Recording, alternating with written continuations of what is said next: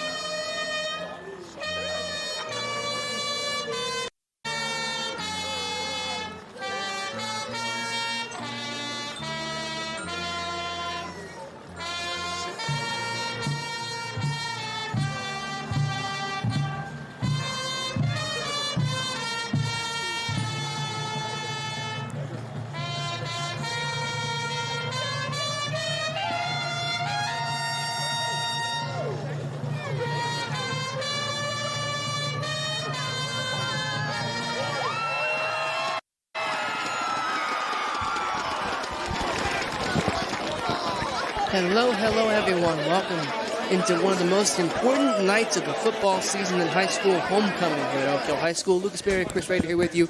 Chris, we talk about this seemingly every year. You want to win the first home game of the year, you want to win senior night, and you want to win homecoming. And Broke Hill, it seems like this is a really important one, coming off of two straight losses that have come and have had some interesting moments, to say the very least, in those two games. You get a Hurricane team coming in who you haven't played in 45 years. They're 1-6. That's a 1-6.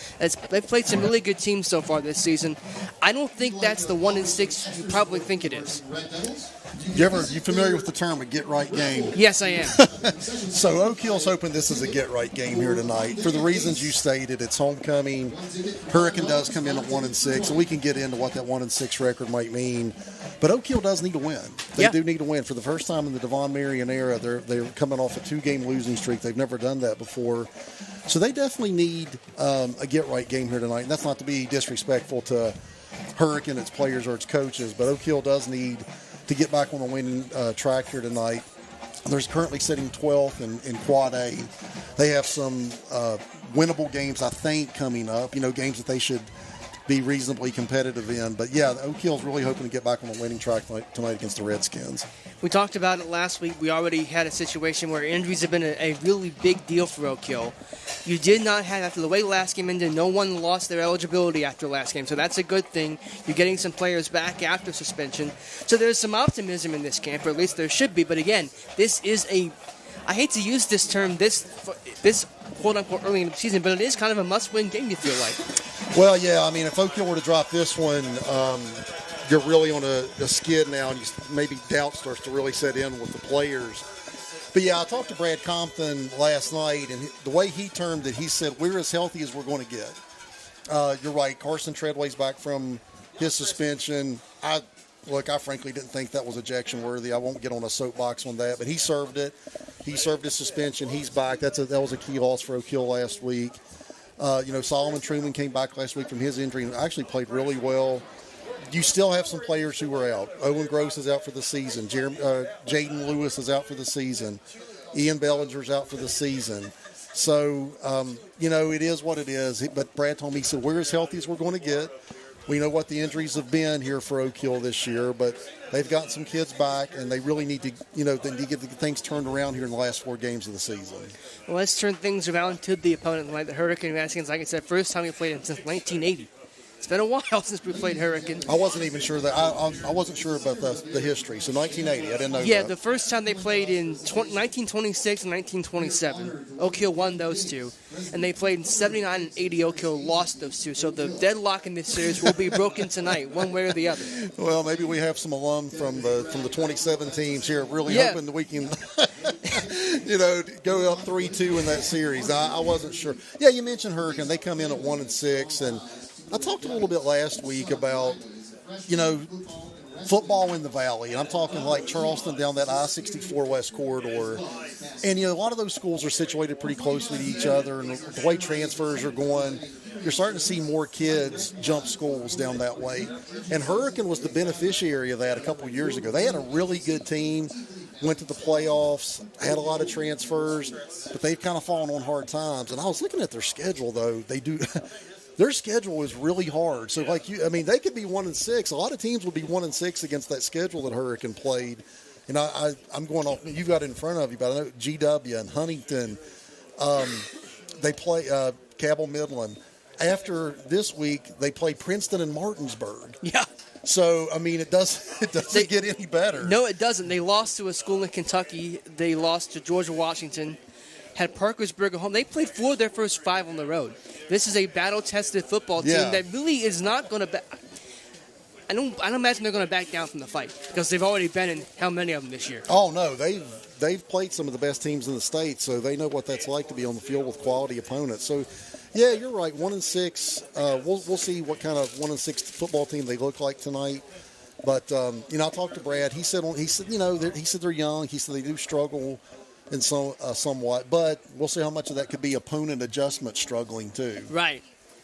We're about to find out as we'll see who won that toss. I did not see. Looks like Hurricane will get the ball to begin the game as Oak Hill in the red helmet and white and black with white numbers. We got a lot of red and black. We do, yeah. A lot of red and black on the field tonight. Yeah, absolutely. One of the few teams that has that color scheme. I was talking to a buddy not too long ago. I don't know why more teams don't go with a red and black color scheme. I think it looks so good. It's hard to really find something that doesn't look good. You don't see a lot of schools that go with it, but Hurricane's one of the few schools that. Another school down in that valley does Nitro. Nitro does too. Yeah, we had Nitro in a soccer game here. I was like, I gotta make ends of who's who. Yeah, you're right. You're right. So yeah, we had a late arriving crowd, but a nice homecoming crowd started to fill in. Beautiful fall day. So hopefully Oak Hill can get off that losing skin, get us a homecoming win here tonight. And we're going to find out as the red smoke rises over John P. Duda. And out come the Red Devils. So, Lucas, you and I, we were up here in the press box when the teams were on the field doing their warm-ups, and we saw Hurricanes kicker, number 17, Seth Castro, in warm-ups kick a 55-yard field goal. You don't see a lot of high school kids boot it from 55 yards, but he sure enough did. So, you mentioned, if it becomes a close game, that might be a weapon. And, yeah, you don't see a lot of 55-yard field goals in high school, but he booted it. It wasn't a – he made that. He got it. He got it over the crossbar, man. So, yeah, I was impressed by that. So, if nothing else, Hurricanes got a kicker with the leg. So I was talking to Brad last night. He told me that Hurricanes' best player is probably their quarterback, number 3, Isaiah Kutcher. He'll run the ball a lot. They like to do a lot of QB run. When they hand the ball off, it's usually going to be to number 0, Zach Taylor, and their best receiver is number 14, Riley Armstrong. So when they throw the ball, it's probably going to be to number 14. He said they'll mix it up a little bit, but he said you will see a heavy dose of QB run. And I mentioned a little bit of this last week. I'm a big fan of QB run just because, and it doesn't take a genius to figure this out, but theoretically you can get 10 hats on 10 hats, and if everybody gets a block, the QB can make one man miss. Yeah. So not all defenses do a great job of accounting for a QB run. So look for a heavy dose of that. And Oak Hill, they know it's coming, so they'll hopefully be prepared for that. But more than anything, I want to see Oak Hill's offense get off the schneid a little bit. The last couple of weeks, Oak Hill hasn't had a lot going. And last week against Capital in particular, just nothing. In the second half, it was nothing. Nothing doing. They had just over 100 yards total offense for the game. And honestly, outside of one drive in the first half, did not move the ball very well at all. No. It was that both teams, they answered each other, then Capital just went on a run in the second half. Well, if you remember, it was a 14-7 game going into the fourth quarter. It was still a really good football game. And 2 key plays, a snap that went over the punter's head and then a pick six. And that's how a game gets away from you in a hurry, and that's what happened to Oak Hill last week. So we're about set to get going here as Oak Hill will be kicking off from left to right. On your screen, as that smoke cloud now hangs over the stadium. Hangs over the field. They're not even over the stadium yet. Hurricane with 2 back at the goal line. With a lot of room in the middle of the field. Yeah, there really is. There's a lot of room between that second and third level. And they're going to get it to about the 3. And that kickoff will be returned to the 20, 25, to the 40, to the 50. It's a foot race. Will be dragged out of bounds near the 10. That's number 0 for the Redskins. Well, that's Zach Turner. He's going to be their main ball carrier, and a heck of a start for Hurricane. That was Caleb Compton who saved the touchdown that time for Oak Hill, but that's a great start for the Redskins. A great return by Zach Turner, and they were in business already in the Oak Hill red zone. Ball will be spotted at the 14-yard line. So not an ideal start for Oak Hill. Yeah, Hurricane 1st and 10 from the 14-yard line.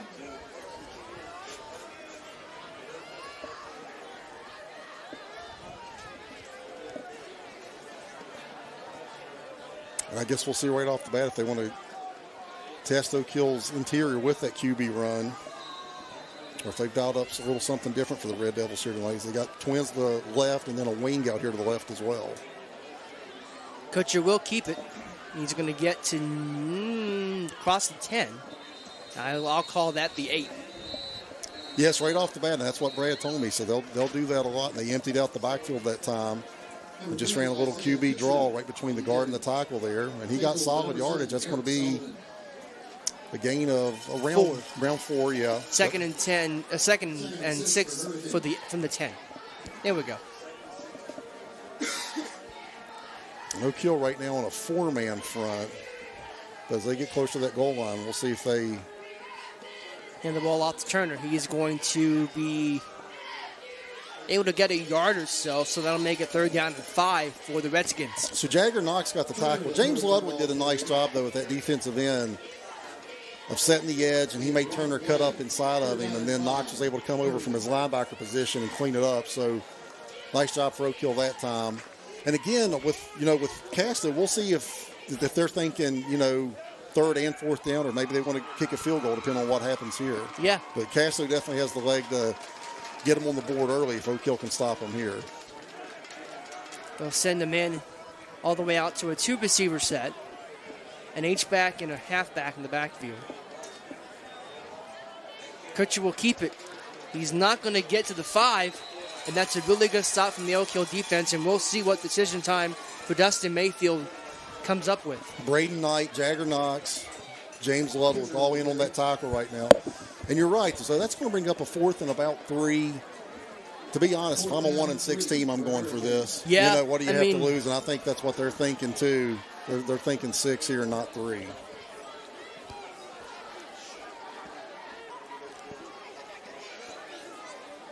They might be trying to draw him off. Looks like they might be. Yeah, you're right.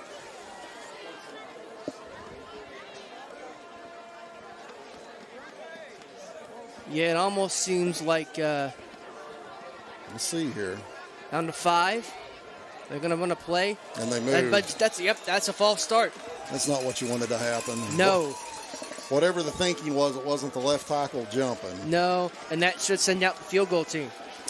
So, yeah, here comes number 17, Seth Casto. Like I mentioned in the pregame, I saw him boot one from 55, so he definitely has the leg here.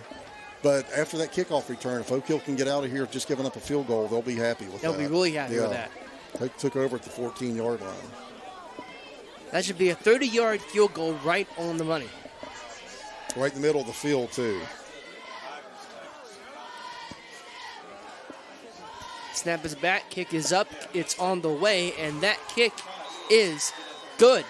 So Hurricane strikes first, gets on the board 3-0, but it's a great defensive stand from Oak Hill.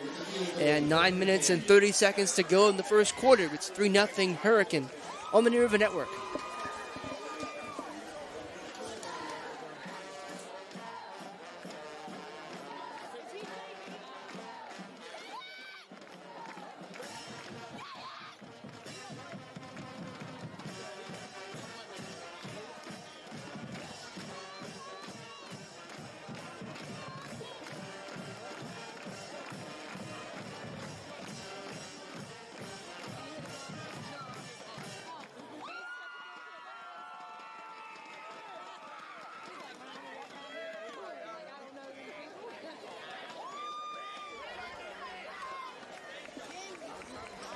We welcome you back to the New River Network's coverage of Oak Hill High School football. It was a less than ideal start for the Red Devils, but they managed to hold defensively and only give up 3 on the opening possession of the ballgame. Lucas Berry and Chris Rader here with you. And Chris, we're going to see this Oak Hill offense with what might be, based on what we see, a new look back there under center. Well, we'll see when they come out. I was told that they might make a change at quarterback. I see Antoine Hicks down there warming up. That's something Brad said had been in discussion this week. I know he'd gotten a lot of reps at QB this week. Will be fielded at the 10. Boy trying to cut it back. He'll get across the 25. Decent field position for Oak Hill. He was ran down by Riley Armstrong that time. So, yeah, I think Antoine's going to get the start here at quarterback tonight. You know, Oak Hill struggled on offense the last couple of weeks, and I always feel bad. You know, that's one of the quarterback position. You always probably get too much credit when things are going right. You probably get too much blame when things are going wrong. But sometimes if you need a spark, that's something that you have to do sometimes. So they're going to try Antoine Hicks at QB tonight here. He's going to get the start, and we'll see what Oak Hill looks like in their first offensive possession, taking over at their own 26-yard line.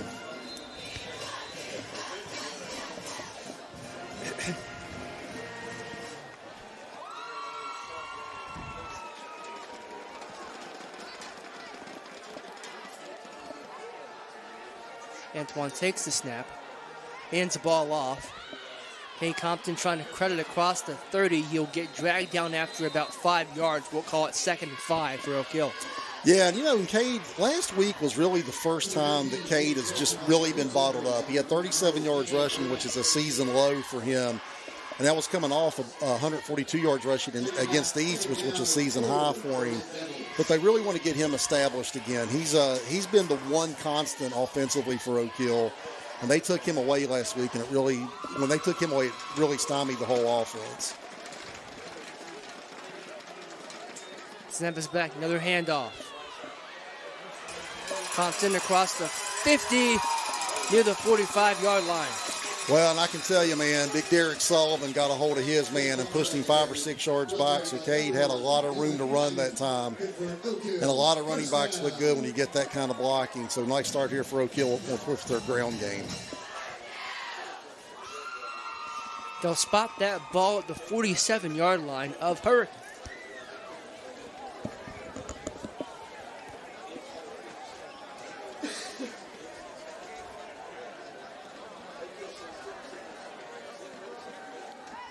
The receivers out wide, one to the near side, and they'll hand the ball off once again. Compton to the 40, the 35-30, 25-20, 15 to the 10, inside the 5. Really nice start for Oak Hill, but again, man, the offensive line that time was right between the center, Tyler Kincaid, and the right guard, Tyler Garrett.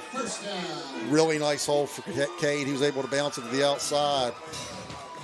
And if his cousin Caleb gets a little more of a block downfield, he's probably scoring. So he might get on his cousin a little. Caleb he did a good job of getting down there. He just couldn't quite seal the guy off enough to keep him from getting to Cade. Looks like that Solomon Truman in the backfield now as Cade comes to the sideline. He'll keep it himself and unable to dodge that tackle. Really nice job that was number 4 there for the Redskins. It's going to be DJ Short, number 4. Really nice job that time as Antoine on the zone read decided to keep it. And DJ Short was able to drag him down for a big loss that time, 6-yard loss. Move that ball back to the 12.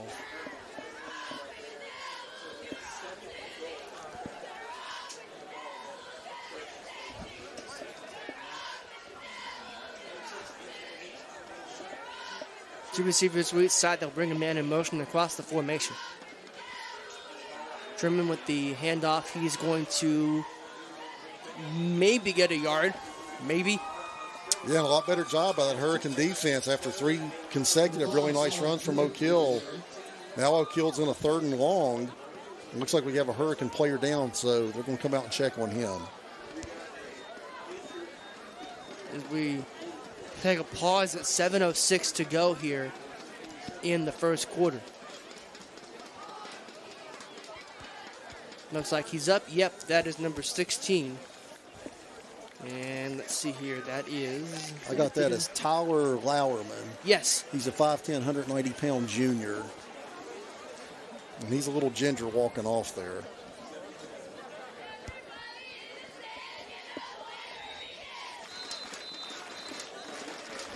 So a 3rd and long here, Lucas. We'll see if Oak Hill wants to put the ball up for the first time with Antoine Hicks. They haven't done that yet. But they're certainly in a position right now they might have to. They might just. Because Oak Hill does not have that kind of kicking game. No, and... So they're looking to get in the end zone here. Yeah, so you're either trying to throw it or you're trying to set yourself up for a manageable 4th down. I say that. Devon Marion usually doesn't kick field goals. They might have the kid capable of doing it, but he's not thinking that. Yeah. They will be rolling out to pass. Antoine will have to get it. He's going to throw across his body. Got a man in the end zone. It's incomplete. Well, that was a really, really dangerous throw. Yes, it was. Really dangerous throw. In fact, when he let it go, I thought that was going to be picked off. I did too. And if he doesn't overthrow everybody, it probably is picked off. Now, as I say that, 4th and long here, so here we go. Andrew Wingrove coming out. He is going to try to kick a field goal. Now, earlier this year, and I can't remember if it was Andrew or Jagger Workman, Oak Hill did kick a field goal against Riverside. They'll kind of bring both of those kids in. Yeah. We did have a 30-yarder against Riverside, and I can't remember which one kicked it now. So this is going to be, can't either. Just like Casto's was, it's a 30-yarder dead set in the middle of the field.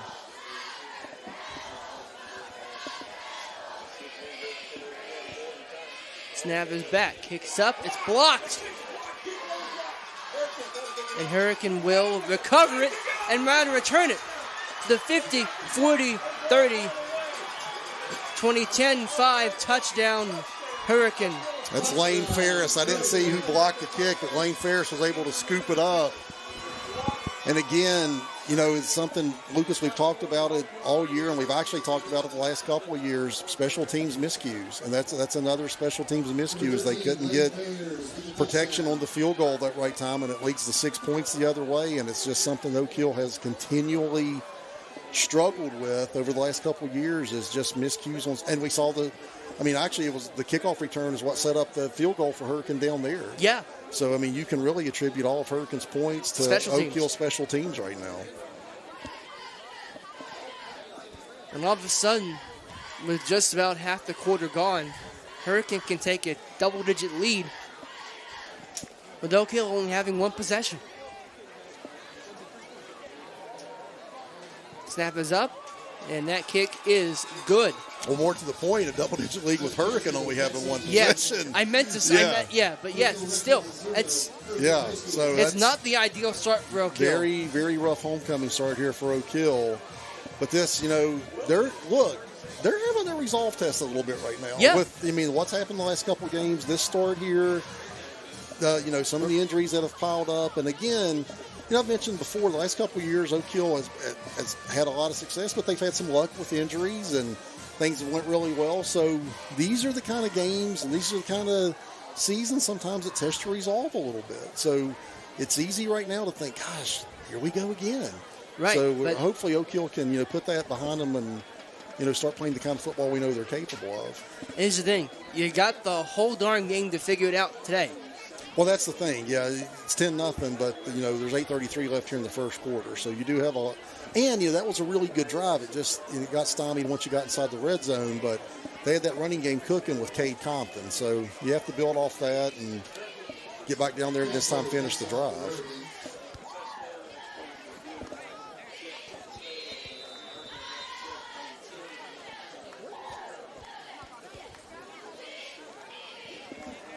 Kickoff going back to near the goal line. We're fielded at the 5. The 15, to the 20, 25, 30, across the 35 to near the 40-yard line. And Chris, I'd say on the kickoff return, is anything you can do, I can do better. Yeah, that's a good kickoff return from Carson Treadway. Yeah, it sure was. And I'll tell you what, I thought for a minute he might break it more than that. That was a good one as it was. If he can break one tackle and get out to the outside to the right, he might be going. But nice return by Carson Treadway. And that's a kid that they did miss last week. Carson's a weapon not only offensively, but defensively and on special teams. So that was a big loss, him having to set out last week. Second drive here for Antoine Hicks as the starting quarterback for Oak Hill. We'll get underway from across the 35-yard line. They'll hand the ball off once again. Looks like that's Solomon Truman. He's going to run for a little bit. Takes it to 35-30. 25 near the 20-yard line before he gets pushed out of bounds to the 21. That was actually Carson Treadway. So that was Carson. They lined up in the backfield. So, they're going to move him around a little bit. We'll see him at the slot. We'll see him at split in. But then that time they snuck him into the backfield. And again, I just talked about what a weapon he can be, and he's already shown it right there. A huge run from Carson. I apologize. That 5 and that 3 on the back of the jersey, it's not easy. Maybe I should get my eyes checked. Yeah. Go to Bill Pugh. That's my man. That may be, but also remember what Darren's wife does. That's not... I'm not trying to take business from Darren's wife, so there you go. I forgot about that. I'm sorry.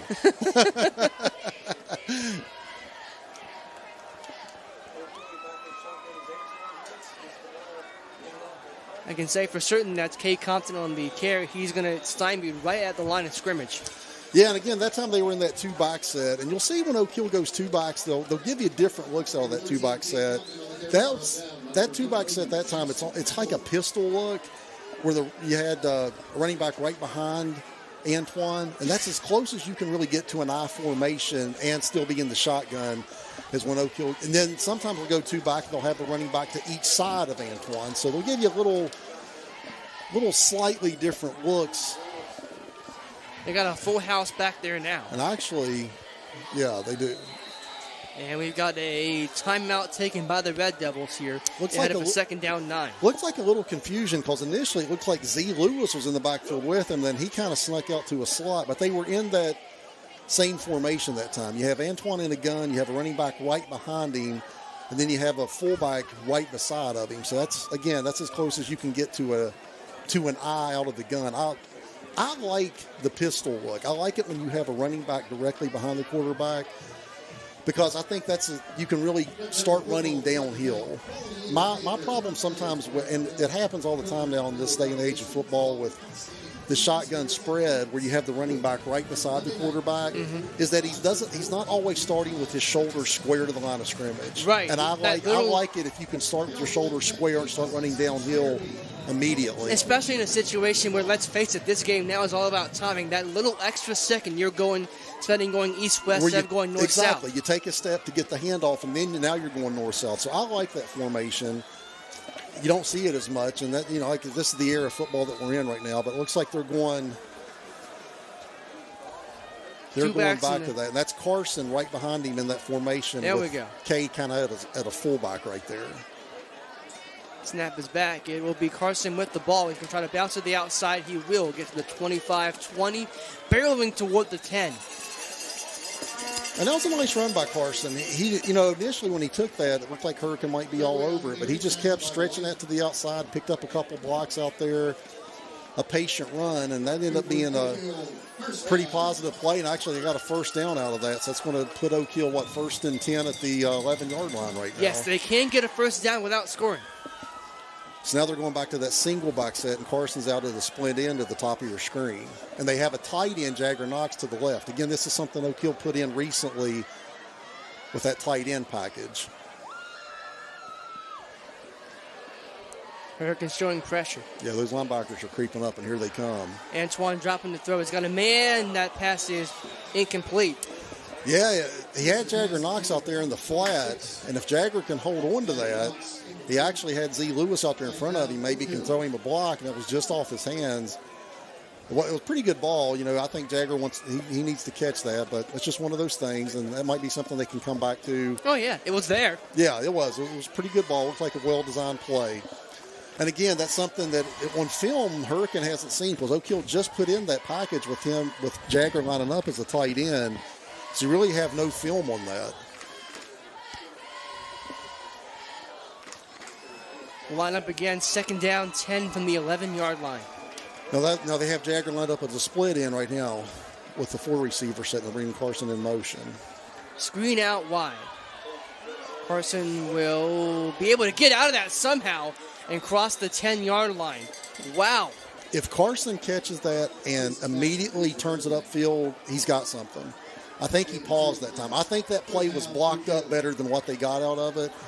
Carson caught the ball and for some reason kind of paused, and I thought he had room just to catch it and turn it right up the field. I thought that play was blocked up better than what the result was.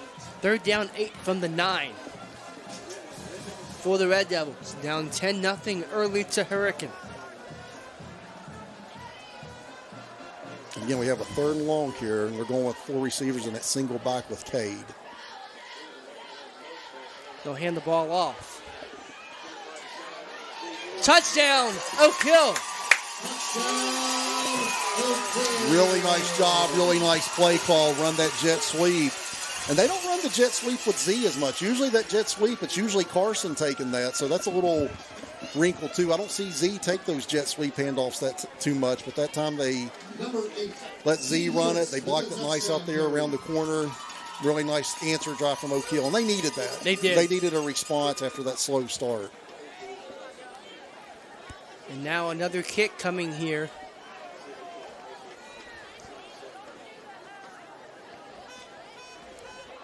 Extra point is up, and it is good. 10-7. Oak Hill still down, but they've cut into this lead a little bit. Only a 3-point deficit now with 3:48 to go in the first quarter. Let's take a quick pause here on the Nerva Network and come back for the rest of the first quarter after this.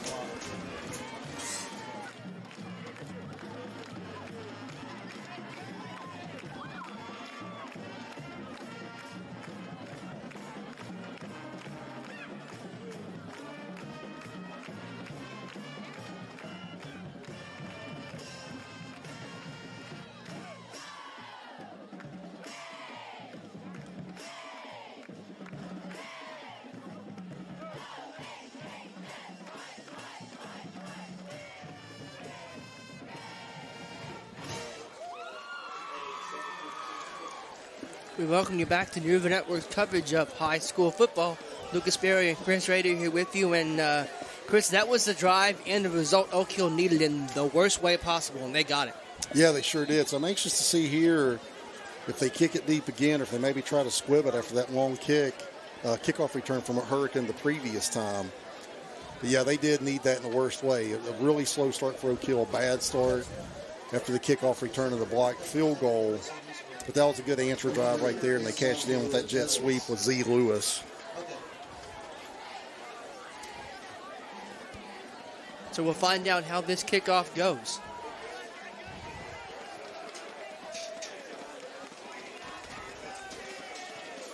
They're booting it again. To the 20. That's going to be Riley Armstrong. Much better coverage that time. Enough late flag on the back end. Late flag. Kate Compton got down there and was able to secure the tackle. And we do have a flag, which we'll see what that is. That's usually on the return team, but we'll see what the refs saw down there.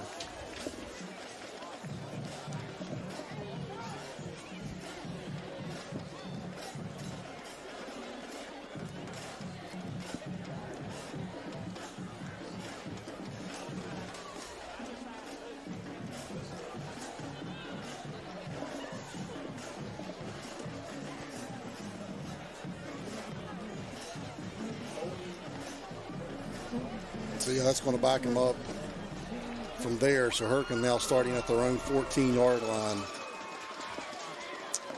And we'll see if we get a heavy dose of number 3, Isaiah Kusher, that quarterback here. As he's got Zach Turner, number 0, who had that long kickoff return in the backfield with him. Now for Oak Hill, if you can get a good stop here, that's a chance to flip the field and get yourself some good field position on the back end. And perhaps take the wheel on the next drive, but let's get to this one first. They'll try to screen pass out. Armstrong will catch it. He's going to be swung down. Nice play by Solomon Truman. And I mentioned last week he came back from injury after missing a couple of games. He had a really nice game from his linebacker position last week. And he's picking up where he left off right there. Nice job. And he threw that for a 1-yard loss. So another tackle for loss for Solomon Truman. Nice job on that screen out there.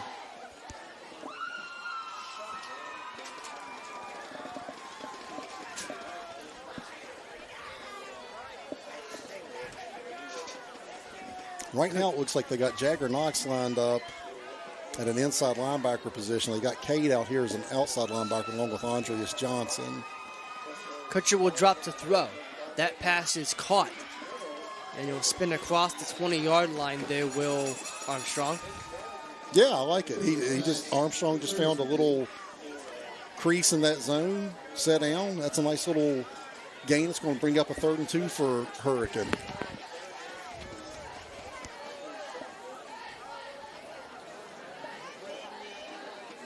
Looks like Kusher's getting the play from they're not huddling, but then he'll come to the line and get the play from the sideline.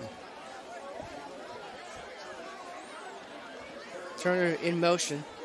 Kutcher will take it himself, trying to bounce to the outside. He's not going to be able to. Nice play by Jagger Knox. Jagger Knox, really nice play that time from the sophomore. Come on the backside of that, too. Yeah, really nice play.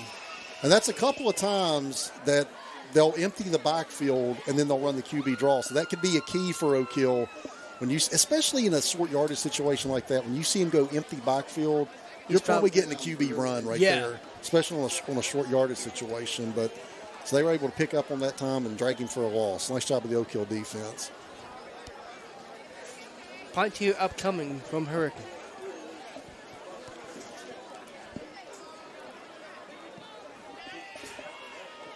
It's a pretty good kick. It is a good kick. Parsons going to field it. He's going to be spun down pretty much at the 50. Yeah, solid return. Carson got up to the 50, so really good field position here on Oak Hill's second drive, and they're hoping to cash this in and take the lead and start putting a stranglehold on Hurricane a little bit. You want to try to remind these teams why they're 1-6. Yeah. You don't want to give them too much confidence. If you go down and score here, maybe start setting in with them. Oh yeah, we're used to this. Right. That's what you're hoping for if you're Oak Hill. The longer it stays as a closer it's like the longer it stays, nothing, not happening now, but the longer it stays closer, You don't want them hanging around. Yeah, their confidence builds. So Oak Hill wants to try to squash that confidence as quickly as they can. Third offensive possession here for the Red Devils.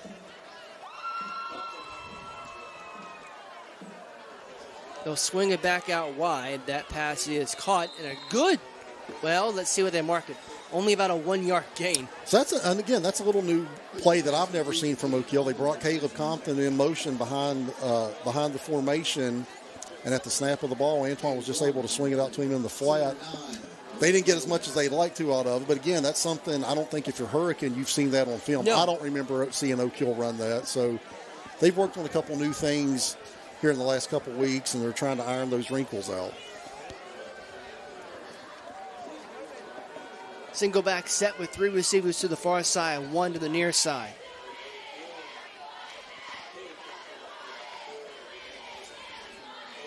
Hand off. It's Cade, and he's not going to get much. He got back from the 50, back to lose a yard.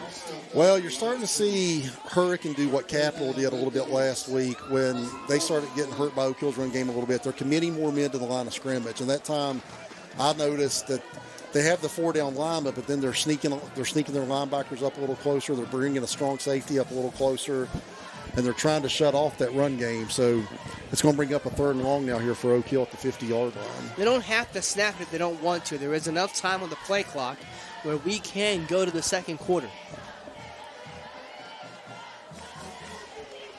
With 5 seconds now in the quarter. Yeah, they don't seem to be in a big hurry. I don't to think snap they it are. either, Nope. yeah. So that'll take us to the end of quarter number 1. It's 10-7 Hurricane. But Oak Hill on the move, trying to answer and take the lead. We'll be back in the second quarter right after this on the New River Network. At this time, it is my pleasure to introduce to you your 2025-26 Oak Hill High School cheerleaders. Seniors, Amaya C. Grasty, Zisha Woodson. Juniors, Cadence Donnelly, Peyton Farrell, Holly Jones, Audrey King, Emma Mullins, and Ava Green. Sophomores, Jasmine Daly, Brady Hopkins, Malia Jones, Kennedy King, and Toliana Patterson. And freshmen, Whitman Davis, Presley Holly, and Gabby Thomas. The girls are coached by Danielle Crouch and Ashley Lily Green.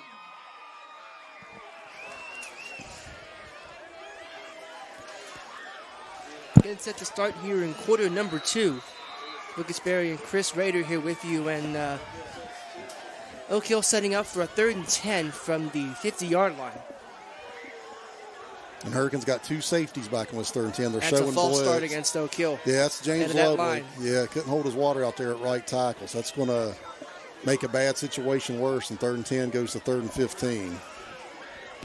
Well, let's talk about a good situation. Let's congratulate the folks over at Pico for the state golf championship. Yeah, I was just talking to Chris Claney over there about that. That's the first team state championship for Midland Trail. Wow. Hard to believe, isn't it? That is. But, yeah, I was real happy for those kids. They went up to Wheeling and came home with the double-A state golf, and they actually kind of ran away with it. I mean, it wasn't that close either. No, So, it wasn't, no. Really nice job from those kids. Congratulations to our friends over in Hico. Hurricane showing a blitz here, Lucas, and here they come. Antoine's got to get rid of it. He does. He's got a man downfield. That pass is incomplete. Yeah, he was looking for Z. Lewis. They had, 2 safeties back, but he was able to split those 2 safeties on a post pattern and actually get behind him, but Antoine just overthrew him, so it's going to bring up a punt situation. Now, last week, the punt game looked good until it didn't right there at the end when they had the bad snap, and that cost them and it led to a capital touchdown. So, again, I've said it before, you want a clean snap, a clean catch, and get off a clean punt. It doesn't have to be a great punt. It just has to be everything has to be clean. Is that Luke back there doing the punting? That's Luke, and Ludwig comes on late. So, again, some special teams issues for Oak Hill, but that is Luke Endicott, who's been the punter this year for Oak Hill. He gets it away. It's a pretty good kick, and it will take an Oak Hill bounce and be down That's all you really want. I mean, you don't need to be, and I'm going to really date myself with this reference. They're not asking Luke Endicott to be Ray Guy back there. They're not asking him to be Ray Guy. Just get the punt off me. And if you get that, that's fine. Since we're talking about 30-yard field goals, I'll bring it a little more into modern times. Pat McAfee. Pat, there you don't need to be Pat McAfee back there. All of my, you know what? I've noticed that all of my sports references are really dated. So I need to do better. Yeah, Pat McAfee's much better than Ray Guy.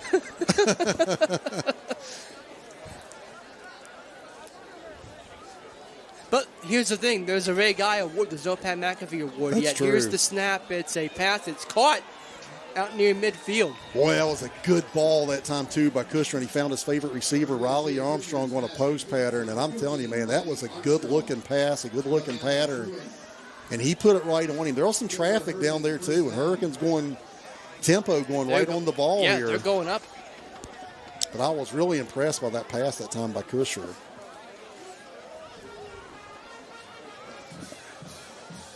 Send Turner out of the backfield. Kushner will drop to throw once again. That pass is going to be caught. That's my man Solomon Truman, another TFL. And he's starting to stack those TFLs on top of each other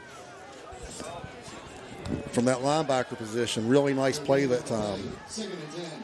Was that number 11, Dylan Wyden, out there who caught that? Yes, it was. Yeah, it was.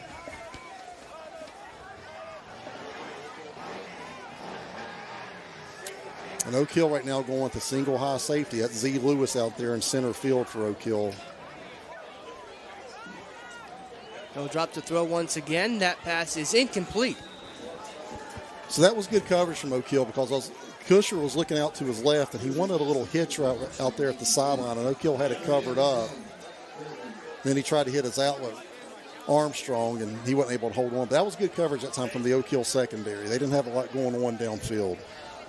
And that's going to bring up a 3rd down and long here for Hurricane, 3rd and 10 specifically. They'll bring a man in motion across the formation. That's Armstrong. Coacher will pull it out of Turner's belly. Drops to throw. That pass is caught. 1st and 10. That's DJ Shorty's going to go for a little bit out to the 30-yard line. Man, just over the outstretched hand that time of Jagger Knox. But again, I'm impressed with Kutcher. That's a couple of nice passes that have frankly been in some heavy traffic. Yeah. And he's able to thread the needle, and that keeps the Hurricane drive alive here. For a team that we talked about doesn't like to throw a ton, they're throwing it really well. Well, Brad said they'll throw it a little bit, but, I mean, he looks good to me. That's a couple of really nice balls from him right there.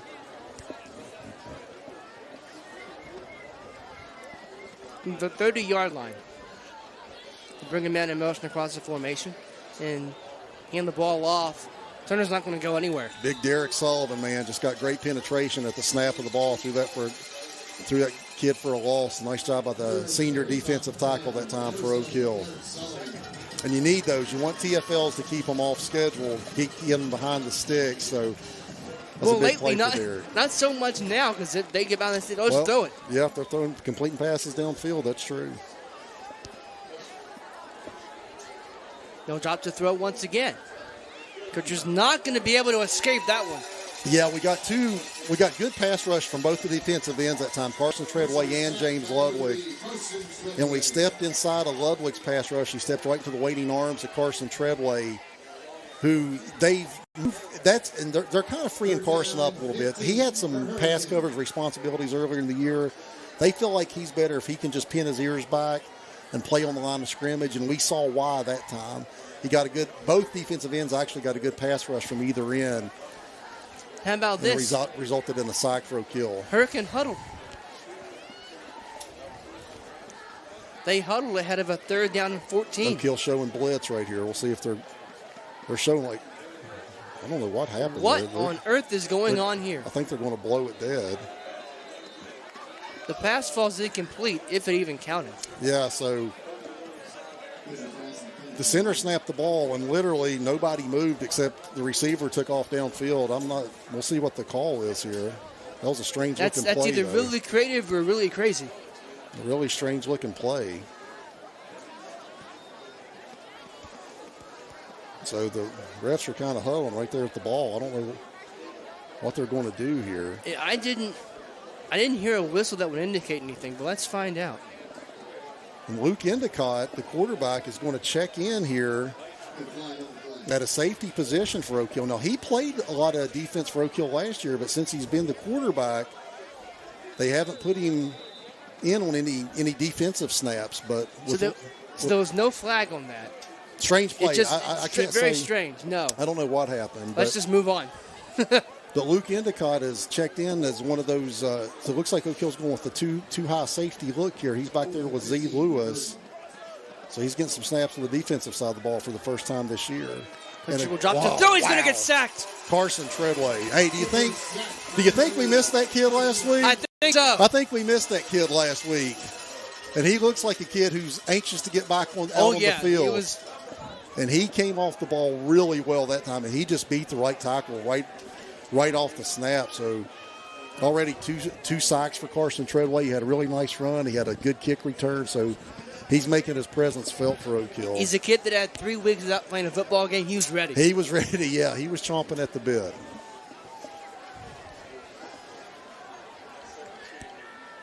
So this punt will come from about the 44-yard line.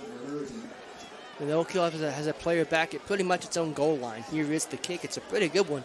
And it will go into the end zone for a touchback. We got a late flag. I don't know if this is going to be some extracurricular stuff or what, but I'm glad you saw it because I didn't. Yeah, we have a late flag, and I see James Ludwig out there with his hands outstretched, so I'm guessing he might be the guilty party. You're probably a good guess. Yeah, he looks like he's kind of upset about it. Personal foul, so yeah, I'm guessing that's on Ludwig. Unfortunately, that's going to push Oak Hill back, and we'll start deep in their own territory now. 7.5 to go in the half, 7:39 specifically. Reminder, at halftime, we'll have the homecoming festivities. We'll see who gets crowned homecoming king, queen, and everything else that comes with homecoming in southern West Virginia. So Ludwig's coming out of the game. He might be getting ready to get chewed a little bit. I see who checked in for him at his tackle spot. And that's going to be Landon Kalani going in for him. So Landon's going to check in for James as he's probably taking a little butt chewing right now. So Landon Kalani at that right tackle position right now for Oak Hill.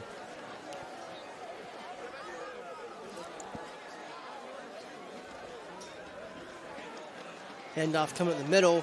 That's a big one. Out to the 40.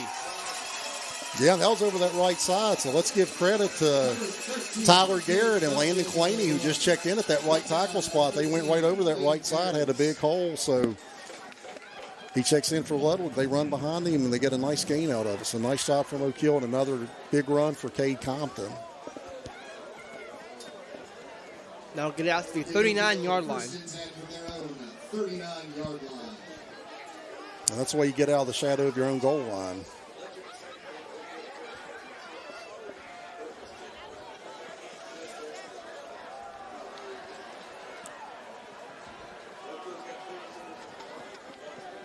And again, Hurricane committing more men to the line of scrimmage. Now here they come.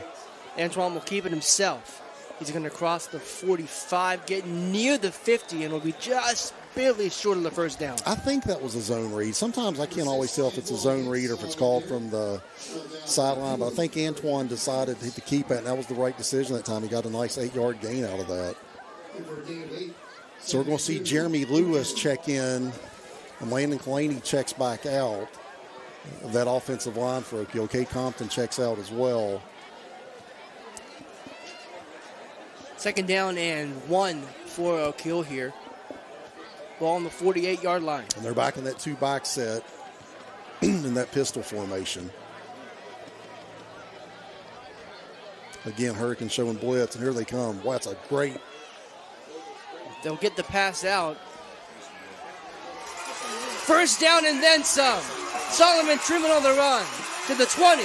15, 10, 5, he's in. Touchdown, Oak Hill. We'll see if that stands. I don't know what the flag is. Oh, boy, you're right. But they had a great call one for a blitz that Hurricane was showing. And again, let's see what this is. Hopefully this stands. And the Hurricane linebacker if he wasn't offsides, then he had the best jump I've ever seen.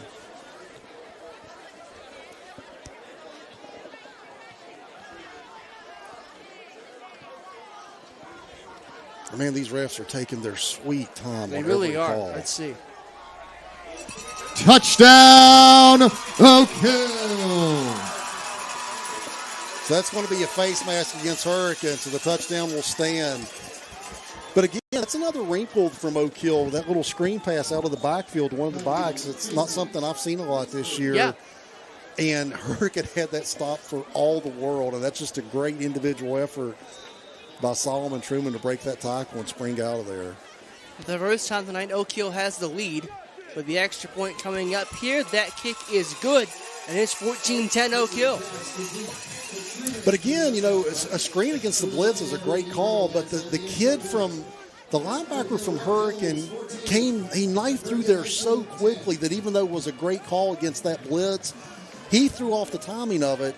If he wasn't offsides, then he timed that up as perfectly as you can time it up. I mean, nobody touched him. He was there into the backfield at the snap of the ball, and I thought, okay, he's blowing the play up. But Solomon, through great individual effort, was able to break a tackle, make a man miss, and he's off to the races.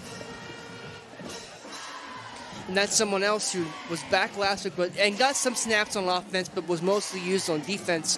You're working back into things now, get a little more variety on offense and see what it does for you. Yeah, that leg looked good that time. Yeah, he doesn't look any worse for wear after coming back from that leg injury. So, you know, I've mentioned a few times this year about penalties and how they differ in high school. That face mask is going to be enforced on the kickoff. Yep. Yeah, that's going to be enforced on the kickoff. And, you know, like in the NFL, that's just going to be declined and they take the play. Right, but it actually is enforced here. In high school, they enforce it on the kickoff, so they'll be kicking off from the 45-yard line, and you're hoping Drew Wingrove just drives this into the end zone. We've seen him do it from further back. He shouldn't have too much problem doing it now. We have. Well, he's going to squib it, actually. That's a live ball.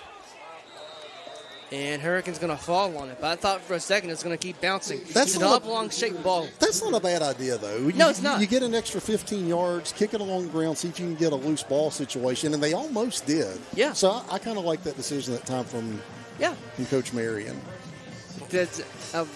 I've said it a million times. It's an oblong-shaped ball. It bounces weirdly. You never know what's going to happen. Yeah, I think we have another Redskin player down there. I think we do. Can't tell who it is. Who that is. But good news is they're getting up. That looks like that's Turner. I think that's number 11, Dylan Whiten, actually. Oh, okay. I think that's Dylan Whiten who was a little shaken up that time. You know, we saw Hurricane the last drive before Oak Hill got a couple sacks. They had their pass game going, but then Oak Hill was able to get a good pass rush and stop that drive. So we'll see what they want to do here this next possession, now down 14-10.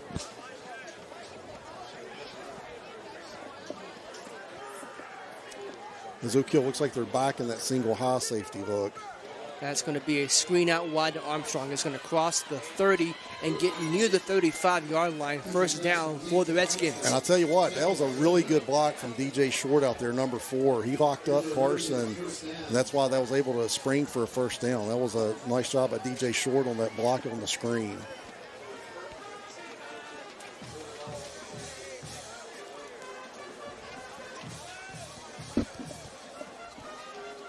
Snap is back once again.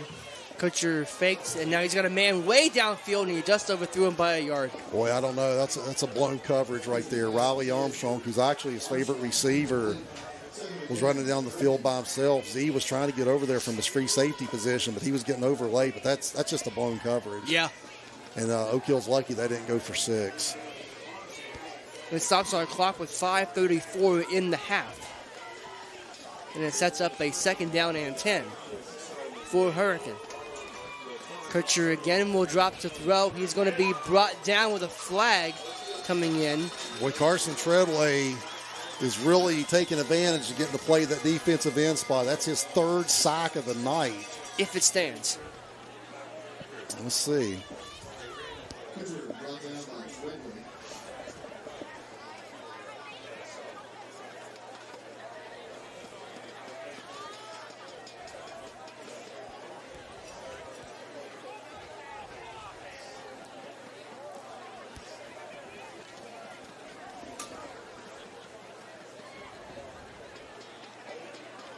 going against Hurricanes, so it will stand. That penalty is declined. 3 sacks for Carson Treadway. He's having himself a night. And it sets up third and from here to Hurricane on third down. So Luke Endicott's back in there. No Kill's going with the too high safety look right now in this third and long.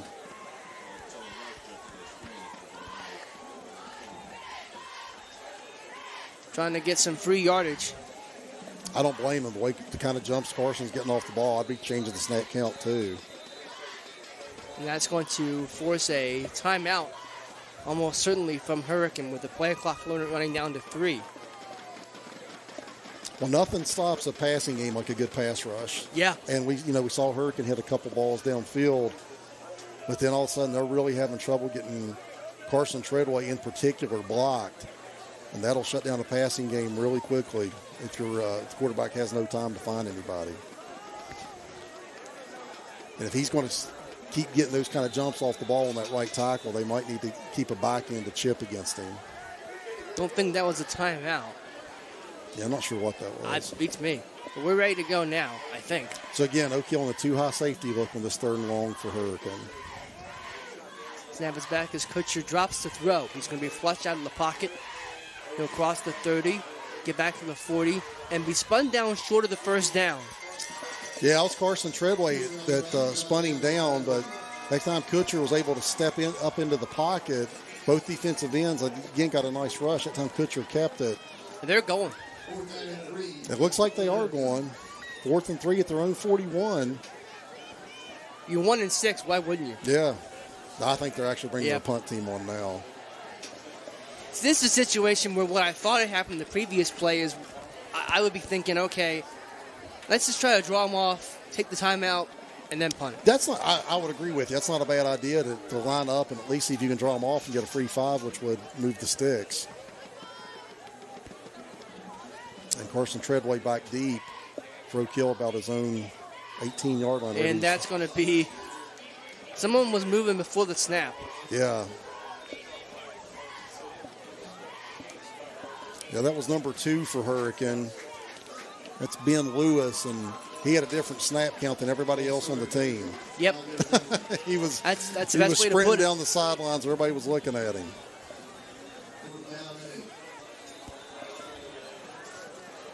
So that'll move it back.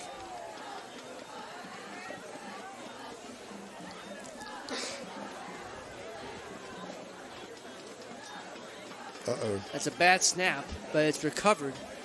And it ends up being a pretty good kick. It'll take a Hurricane roll right out of bounds, and we'll see what they spotted at the 26-yard line.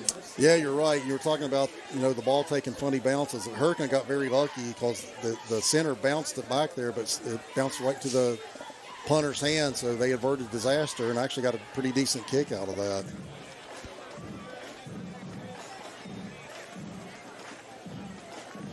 So Oak Hill would really like to drive here in the last 3:48, get another score.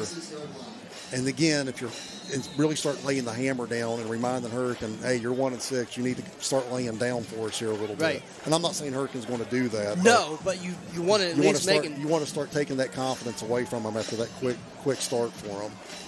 Send them into the halftime kind of deflated. Yeah. Guess who? Kate Compton on the run. He's going to get a couple of yards there, be out near the 30. Yeah, that was play designed over the right-hand side. Kay tried to cut it back up in the middle, and he got 3 yards out of it. Not a bad game. He's had a nice first half, but his offensive line's done a really nice job at opening up some really good holes for him. They've had a couple of holes for him that, even I could have got maybe 4 or 5 yards out of it.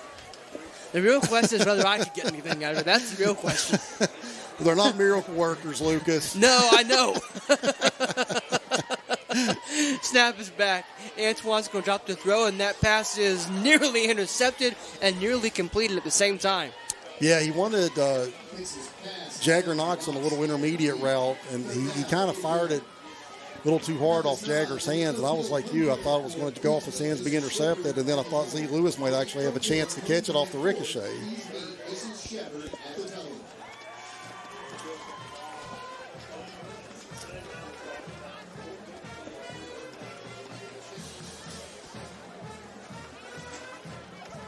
I will say, you talk about which one of us running. When was a grass field back then in PE, I actually beat my friend Brian in a race on this field, and that's my crowning athletic achievement. Shout out, Brian. You got beat by Lucas in a race. You'll know all about that. Blitz coming. Here they come. Here come. we go. And that's going to be a first down as Antoine beat the blitz and got himself near midfield. Yeah, they brought 5 that time. They actually picked it up pretty well, but Antoine didn't see anything downfield he liked, was able to tuck it and get upfield and then get a nice first down for Oak Hill. That keeps the drive alive, and they needed that. As under 3 minutes. Yep. Yeah. Down to 2:55 on our second quarter clock. That's maybe an aspect that Antoine gives you a little more than Luke. Antoine's probably a little more of a dynamic runner than Luke. Although Luke's made some plays with his feet this year, but Antoine's probably a little more of a running threat back there than Luke is. Antoine's more of a big game running threat. Yeah, kind of like Devin Richardson last year. He might be able to take it 40 or 50 yards. Whereas Luke will get you 5 or 6. Right. Well, speaking of a running play, that's going nowhere. I couldn't find who had the ball. Yeah, they handed it to Cade Compton on a counter play. They showed jet sweep action. They faked it to Carson on the jet sweep, and then they tried to run Cade on a counter up into the middle of the line. And, man, Hurricane was just it was really kind of a slow developing play. It really was, yeah. And Hurricane was just all over that. Now you're down to 2 minutes and a half in second and long. This might be a situation where just to get yourself back on, not down schedule, but on time schedule, you might have to put it up in the air. Yeah, maybe.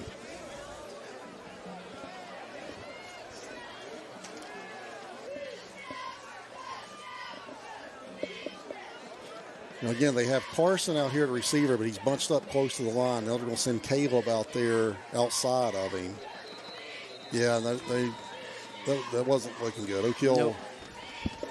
Because it looks like, Caleb Compton's really pleading his case that he wasn't in the wrong, but something was looking bad formationally about that because Carson was lined up out here to the left, and Caleb was going to come cover him up. Mm-hmm. So if Caleb covers him up, that means Carson can't be an eligible receiver. Right. So something wasn't looking good about that formation from the start. I want to remind you, coming up at halftime, again, we'll have the homecoming festivities for you. See who gets crowned homecoming king and queen. Homecoming's always fun, man. It is. You dress up, you have pep rallies, you powder puff football games, which apparently are becoming a much bigger deal. They even charged admission, I think, to the Powder Puff Championship here one night. Float making party. So homecoming's always a parade. It's always a lot of fun, but you always want to cap it off with a home football win.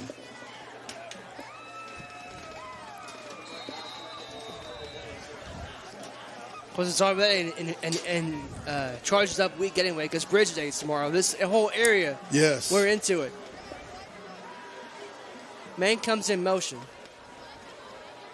That's Z, and he's going to... Antoine will be forced out of the pocket, said go long, and that pass is incomplete. Well, he sent Z in motion, and nobody was going in motion with him, so that signals usually that's a zone coverage. And when Z came across the formation, then he ran a little quick slant over the middle. Antoine had him. I don't know if Antoine didn't see him, but Z was actually open over the middle at around the 6 to 8 yard mark. Yeah. And I don't know if Antoine didn't see him or what, but he missed him, and Z was there because if he puts it on him and he catches it, Z's got a little bit of room to run. So now it's 3rd down and 13 from the 44-yard line with 1:25 in the half. But, I think Hurricane was definitely in the zone coverage at time because Z came across the formation and one was running with him. And at the snap, it looked like they were dropping into their zones to me, and Z had some room over the middle. Looks like they're bringing heat. Here they come. They sure did. Pass is caught. Carson's going to get across the 50 down to about the 47. So that was a good read by Antoine. He saw the blitz. He knew he had Carson on a little quick slant, maybe a little hitch right there. No, unfortunately, that's not enough for the first down. With 1:10 and ticking, and on the Hurricane side of the 50, though, we'll see if Oak Hill might want to go. So it does at least put Oak Hill in position. If they want to go for it, they can. So it was a good read that time from Antoine when he saw the blitz. And I do think they're going to go for it here as we're under a minute. We've got a ticking. timeout on the field taken by the Redskins. Not a bad timeout for Hurricanes perspective either. No, absolutely not. Because this is still a 14-10 ball game. Yeah. So Hurricane wants to get into the half with this being a one-score game. So yeah, you want to definitely get over there and on this 4th and 4, make sure that you have your right defensive call and everybody knows what they're doing. So I agree. I think that's a good timeout for Hurricane.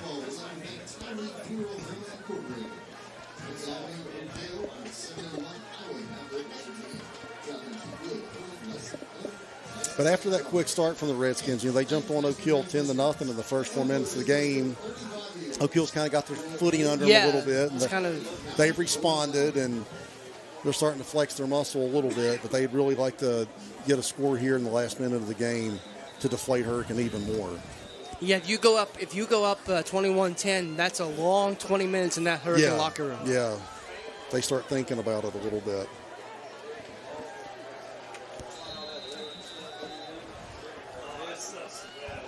Again, Hurricane showing a blitz. And flags come out. I'm not sure what happened. They're going to call false start. I didn't see that. I didn't see anything moving. Yeah, I didn't see a false start. I saw Hurricane flinching, but not Oak Hill. That's going to change the decision now. 4th and 9 on the other side of the 50. Coach Marion's going to punt. Yeah, he's going to bring Luke Endicott to punt the football. So I didn't see it. I don't know who it was on. But I'm always like you. I saw Hurricane kind of flinch, but that may be the flinch because someone on Oak Hill's line to flinch that we just missed. Right, yeah.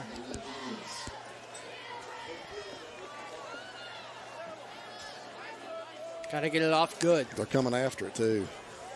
They get it off. It's a really good kick, and it'll be fielded at just shy of the 20. And Turner will get it out to about the 25. Hurricane's going to have 75 yards or so to go and 47.8 seconds with which to do it. Yeah, good job by the freshman Riley Biggs, number 33, to get down there and just run him out of bounds. He ran out of real estate down there. So good coverage from Oak Hill and Biggs on that. You're right, with 47.8 to go. I can say with a lot of confidence this ball's going to be in the air. Yeah, I think Hurricane's going to be throwing the football. But if we know that, Oak Hill knows that, and they've had a lot of trouble getting Carson Treadway in particular blocked at that left defensive end position for Oak Hill.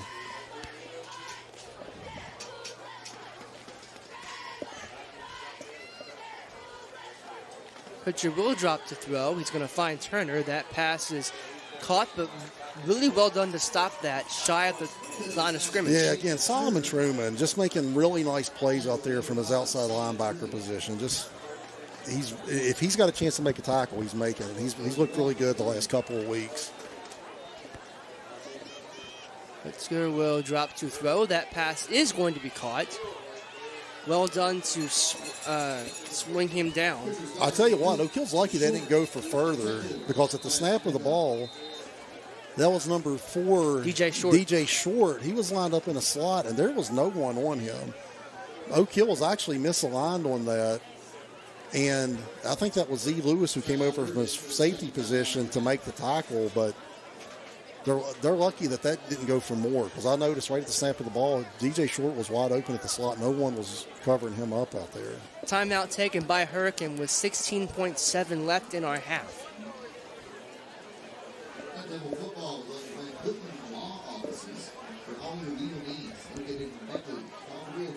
And like we mentioned, we saw Castro kick a 55-yard field goal. Yeah, all you got to do is get it.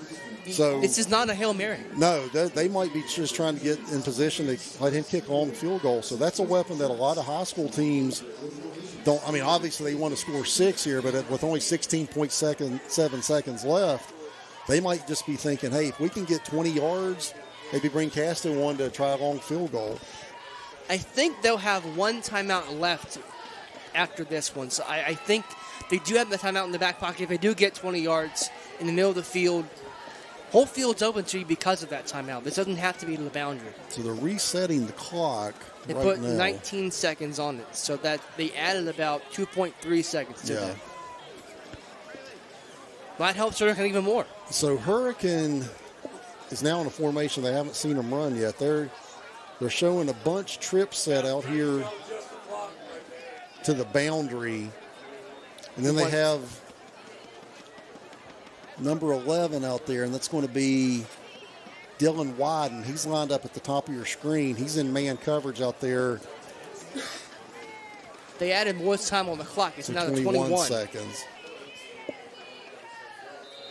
So let's see what they want to do all this bunch set down here at the bottom of the screen. We send Armstrong in motion.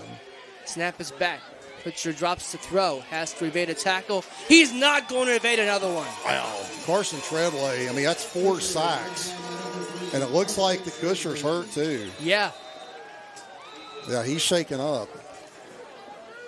And at this point, I think if you're Hurricane, you got to start doubling Carson. I mean, they just can't get him blocked.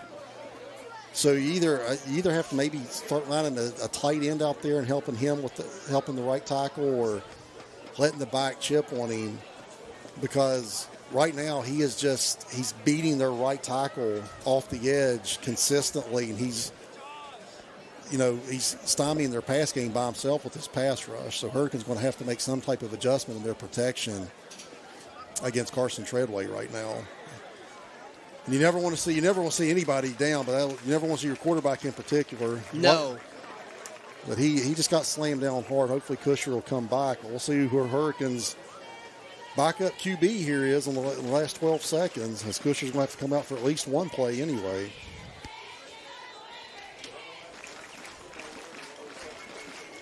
Second down 10, and we will see the backup quarterback.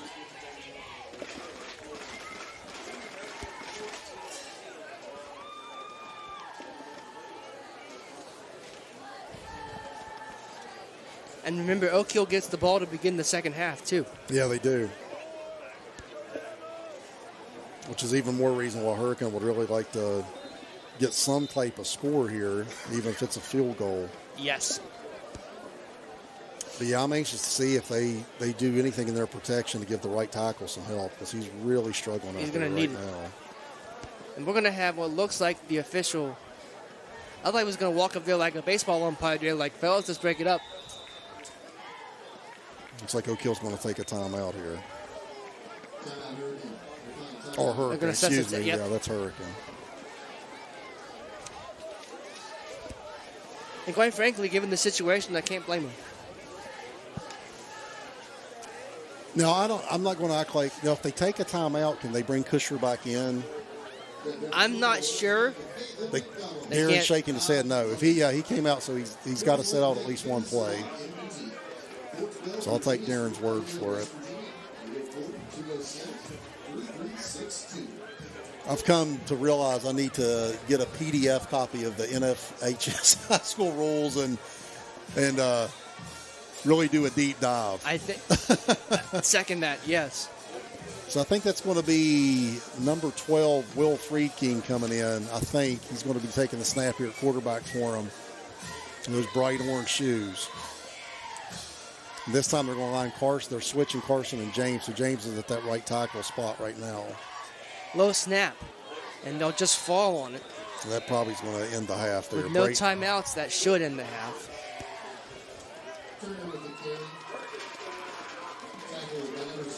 And that will end the half. So Oak Hill goes into the halftime break up 14-10. We'll be back for the second half after we find out who's going to be homecoming king and queen. You are watching Oak Hill High School football on the New River Network.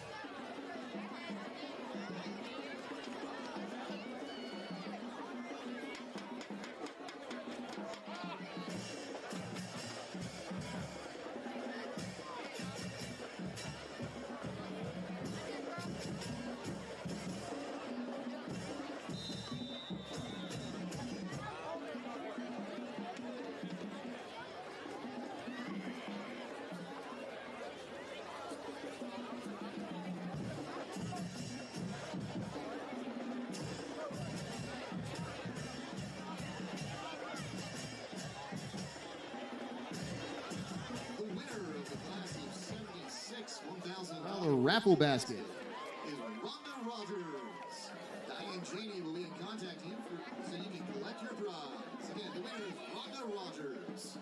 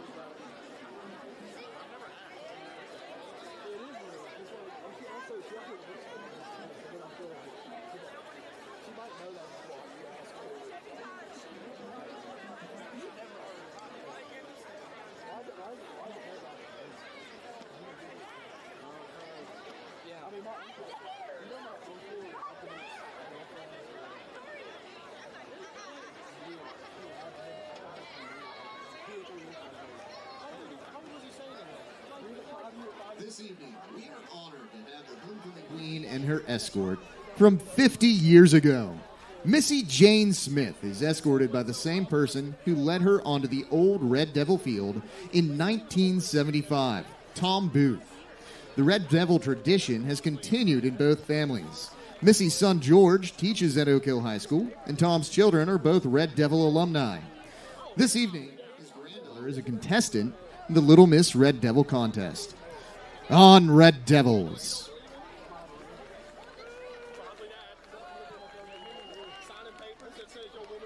For the introduction of our 2025 homecoming court, we begin with our freshman attendance. Introducing Miss Avery Fell. Avery is the daughter of Jenny and Nathan Fell. She is a member of the Oak Hill High School girls soccer team, student council, and the aerospace engineering program. She would like to thank both Mrs. Chenard and Mrs. Treadway for always offering to help her no matter the circumstances. Presenting her flowers this evening is freshman cheerleader, Miss Presley Hawley. Escorting Avery tonight is our freshman attendant, Mr. Rylan Donnell. Rylan is the son of Barbara Donnell. He is a member of the Oak Hill High School football and track teams, as well as the aerospace engineering program. He would like to thank Coach Devon Marion, Mrs. Andrea Carr, Mrs. Tracy Ludwig, and Mr. Rowan Clouston for being great members of the staff and helping him strive for greatness in his first year of high school. Next, we have our sophomore attendants. Introducing Miss Gwyneth Moneypenny.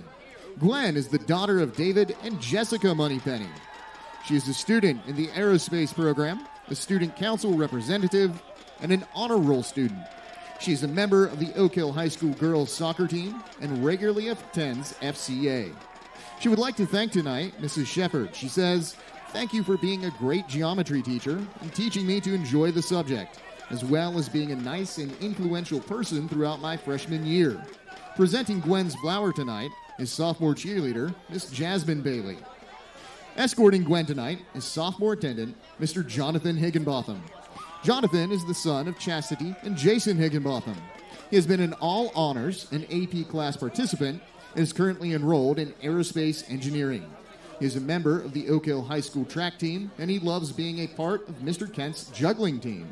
He would like to thank tonight two adults this evening, Mrs. Shepard for always being there and listening, and Mr. Clouston for being a Buffalo Bills fan.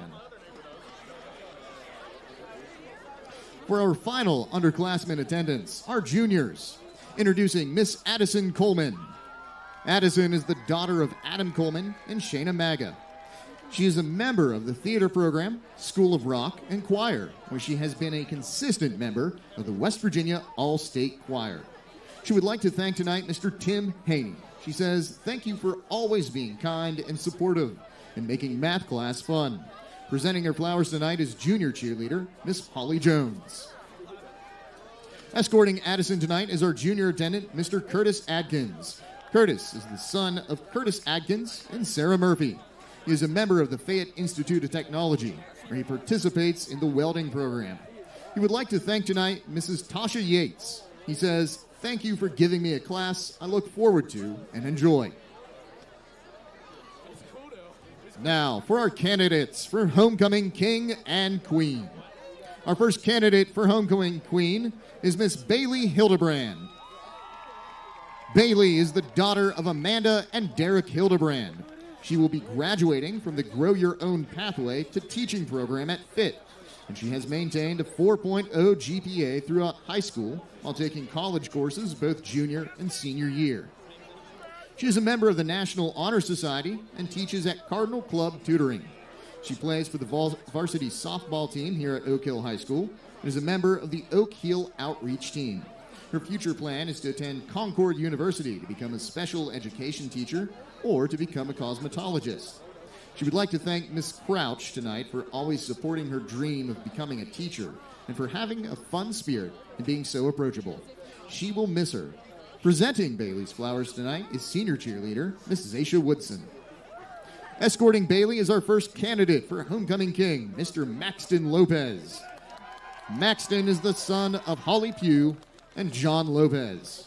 Maxton will graduate as a 4-year aerospace completer, member of the National Honor Society, a Promise Scholar, a student council member, where he serves as class vice president. He is a 4-year golfer at Oak Hill High School and plans to attend WVU Tech upon graduation and then head to CRNA school. He would like to thank tonight Miss Kirk. He says, "Thank you for always hyping me up and always seeing good in me." Our second candidate for Homecoming Queen is Miss Hannah Nix. Hannah is the daughter of Mark and Tina Nix. She is a 4-year marching band and color guard member and also a baton twirler who competes solo and in team competitions. She plans to become an ultrasound tech upon graduation, and she hopes to continue marching and twirling at the college level. As an adult, she would like to thank tonight Mrs. Klein. She says, "Thank you for being a great teacher and always being there to listen to my problems."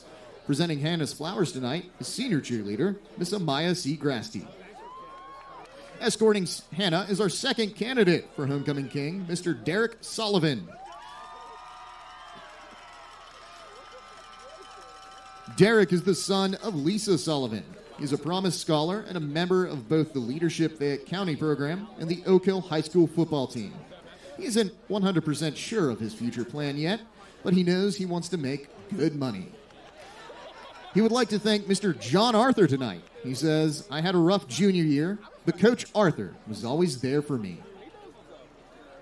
Our final candidate for Homecoming Queen is Miss Adriana Rollins. Adriana is the granddaughter of Sharon Merchant. As a member of the JROTC, she has been named the Delta Company First Sergeant. She is a Promise Scholar, member of the School of Rock, JROTC, Dungeons and Dragons Club, and enjoyed playing Powder Puff football this year. Her future plan is to attend college at University of Northwestern Ohio for high-performance automotive and then become a racer on their team. An adult Adriana would like to thank tonight is Colonel Chris Selby. She says, "Thank you for always pushing me to be better." And to Miss Cass Underwood, she says, "Thank you for always supporting me in everything I do." Presenting Adriana's flowers tonight is junior cheerleader Miss Ava Queen. Escorting Adriana tonight is our final candidate for Homecoming King, Mr. Luke Endicott. Luke is the son of Valerie and Jeff Endicott. He was a placer at the Skills USA competition for his HVAC program, earning first in juniors division and second overall. Luke has been a member of the football team for the last 3 years and was on the wrestling team for 2 years, where he placed 4th at regionals. Upon graduation, he plans to attend a trade school or college. An adult Luke would like to thank this evening is Mr. Charles Shoemaker. He says, "Thank you for helping me learn to take responsibility and helping me become a young man I can be proud of." Congratulations to the entire court. At this time, we will announce our 2025 Homecoming King and Queen. Back tonight to crown the king On behalf of the 2024 homecoming court is Mr. Cade Vargo Thomas, who's currently attending college at Marshall University. The 2024 homecoming queen, Miss Carison Fazell, is currently attending WV Tech and cannot be in attendance tonight because she is traveling as a member of their soccer team. In her place, Missy Smith will crown tonight's recipient. And ladies and gentlemen, your 2025 homecoming king is Mr. Derek Sullivan.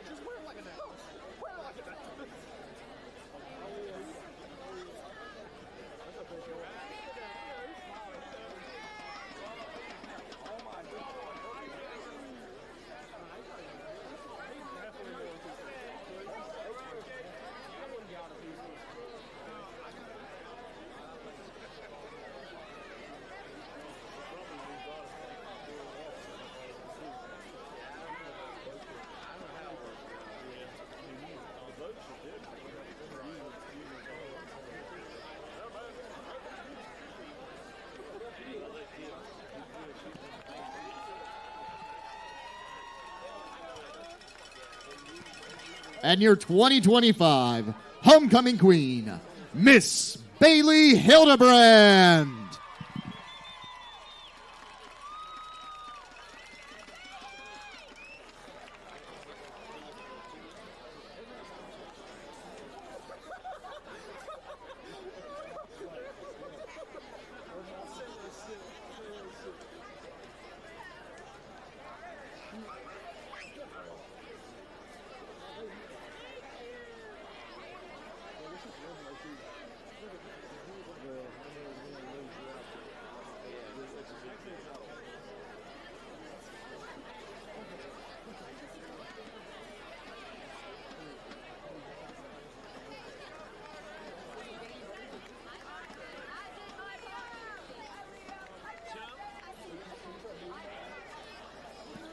Ladies and gentlemen, your 2025 homecoming king and queen. Congratulations to you both.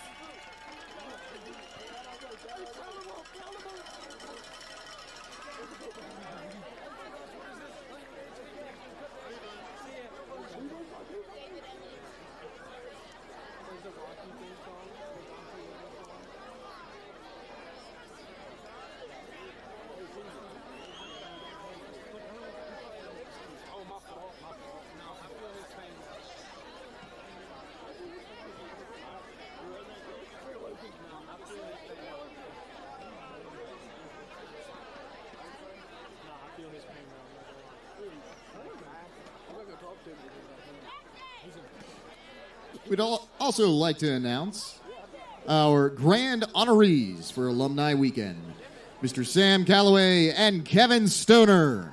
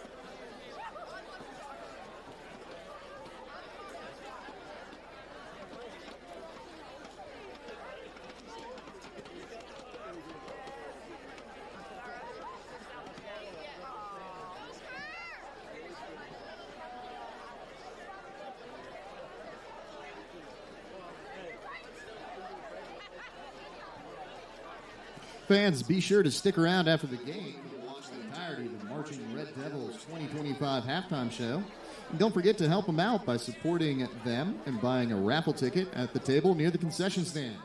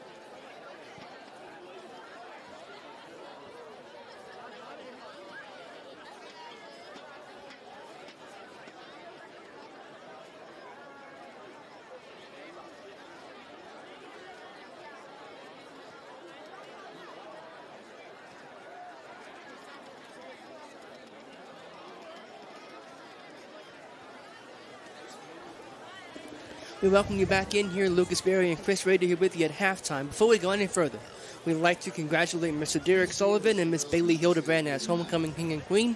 Chris, I just make an observation. You don't often see an offensive lineman beating out a quarterback for homecoming king. That's a rarity. That's a great point, man. As a former offensive lineman, go Derek. I was happy to see it, yeah. And checking in at a svelte 355, he might be the biggest homecoming king ever. He was testing the limits of that sash they were putting on Yeah, he him. was. But good for him. He's a team captain. He's a homecoming king, so Derek's living his best life. And we'll give a shout-out to Bailey Hildebrand. I've known that kid for a long time. I coached her in softball when she was in Little League, and she comes from good stock. I know a lot of her family. I know her parents, Derek and Amanda. I know they're proud of them. So that's a really good family, and tickled to death that Bailey was able to get crowned tonight. Speaking of tickled to death, Oak Hill kind of got together after the bad start, and now you're starting to see an opportunity here for the Devils getting the ball to start the second half, to start putting their foot on the throat of Hurricane a little bit. Yeah, you're right. We mentioned they got off to a really bad start. Hurricane with a long kickoff return that led to a field goal, a blocked extra point that led to a touchdown. And, man, it was 10-0 before people were sitting down with their popcorn. But Oak Hill was able to get their bearings on them a little bit, had a couple nice drives themselves.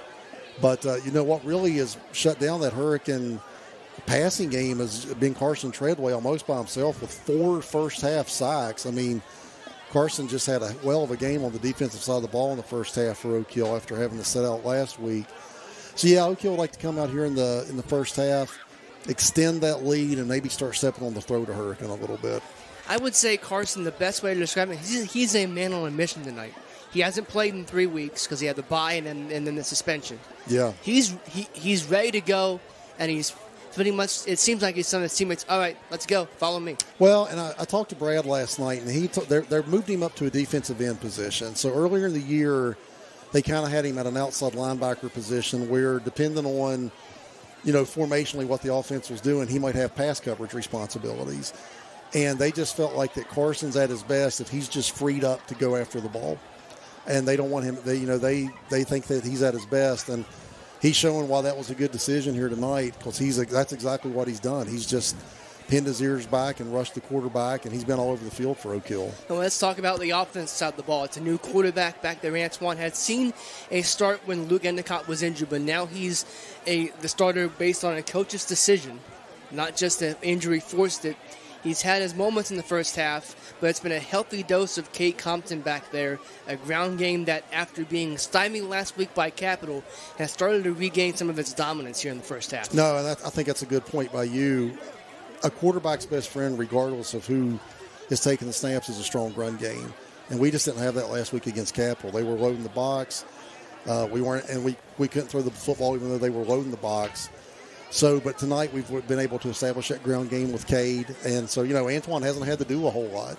They basically relied on that ground game. Carson himself had a long rush earlier. So, yeah, and that's, I think if Oak Hill can run the football, that's their bread and butter, and that's finally what they've been able to get back to here tonight. We'll see how the second half gets. We should be just about ready, as it looks like captains are going to be out there at some point to just do the dot the I's and cross the T's. Nope, we're ready. Okay, I missed that. I guess that's what you get for sitting down when we're talking. You don't see what's going on the field. Remember, Oak Hill will get the ball to begin the second half.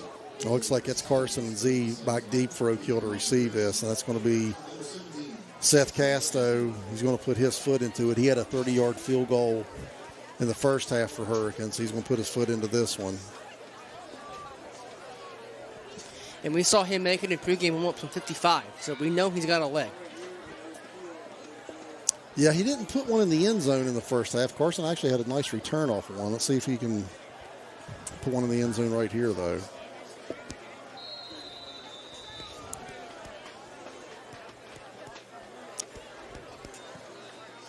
He's going to come close to it, yeah, and sure he will. Is. Yeah, he got his foot into that one. Now come out for a touchback for the Red Devils here on the first possession of the second half. So like you mentioned, I think we'll continue to see probably a big dose of Cade Compton, and then we'll see if Hurricane wants to make an adjustment. Capital last week really started loading the box with, 7, 8 men a lot of times. We'll see if Hurricane wants to start scooting guys closer to the line of scrimmage and make Oak Hill put the ball up in the air. Well, it looked like they did at the end of the first half. They were kind of starting to put more in the box. So they're still sticking with that four down lineman. Two-back set once again, and a whistle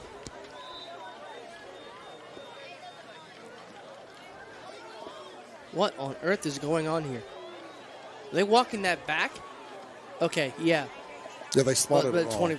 25. They thought they were doing a college game. Yeah. It's still high school. Yeah. Oak Hill will take that, though. Oh, yeah, we would have. Oak Hill wasn't going to say anything. No. All right, here we go. And speaking of.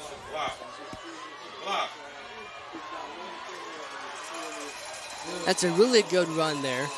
Really good run. So I tell you what, if you ever get a long run, you usually have to get a block from a wide receiver. And if you could see, Carson Treadway got out there and he was able to lock up that cornerback and just carry him down the sideline. So even though it was a good initial block from the offensive line on the edge out there, it was Carson out there on the corner that allowed Solomon to take that 28 yards. Really good start here for Oak Hill. All of a sudden they make up quite a bit of yardage, and it's first and 10 at the 48.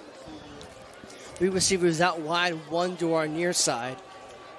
Carson going in motion. He'll get the ball. Carson will cross the 50 to the 45, 40, and be spun across the 40-yard line. First and 10, Red Devils. And that's a second consecutive play that I've seen a good block from a wide receiver, as Caleb Compton was able to hook his man and take him inside and gave Carson the edge out there on the right-hand side. So, again, the receiver's doing a nice job blocking out there here in the first 2 run plays of the second half for Oak Hill.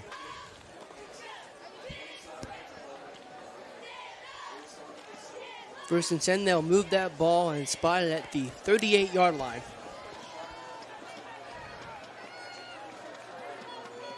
Carson going in motion once again. They fake the jet sweep.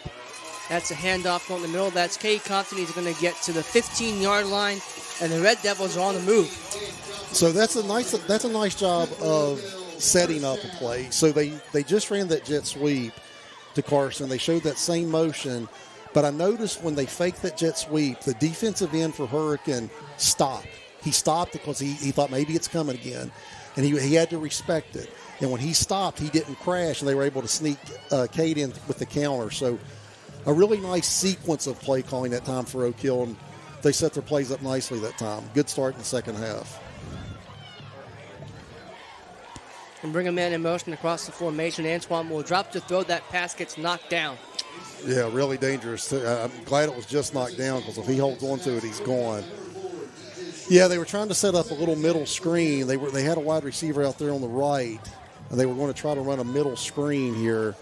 But Hurricane was able to get their hands up and knock it down. So, again, I'm seeing some little twist in some of the Oak Hill play calling. Some things we've been seeing a lot of bubble screens this year. That was going to be a middle screen, and there is a difference. That was going to be a middle screen to a wide out. So they've tweaked what they've done here in the last couple of weeks. So showing some things on film that I'd say opponents probably haven't seen up until now.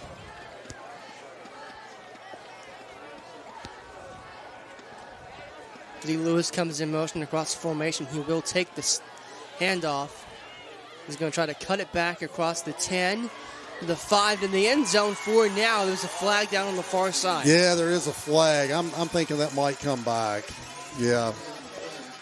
It was a really good effort. I don't want to take away the effort from Z. That was a really good individual effort, because despite the flag, I thought Hurricane had it defended pretty well, and he was able to use his athleticism and make some men miss, but I don't think that's going to stand. And they're walking it back, so I don't believe it will. Yeah. And let's see what the word is. Hold against the Red Devils, so that will back it up and take points off the board. That's going to bring up a 2nd and 20 from the 22 here.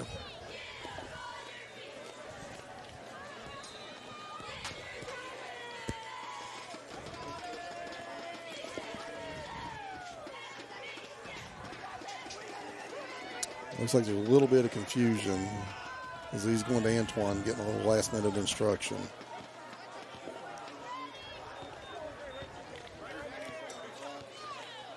And Cade's going to be able to get across the 20.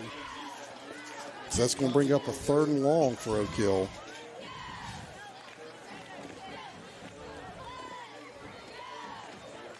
That time a little better job in the interior for Hurricane. They've been gashed quite a bit here tonight, but they were able to hold up a little bit better that time. Third down and 16 for the Devils. All pretty much right on that 20.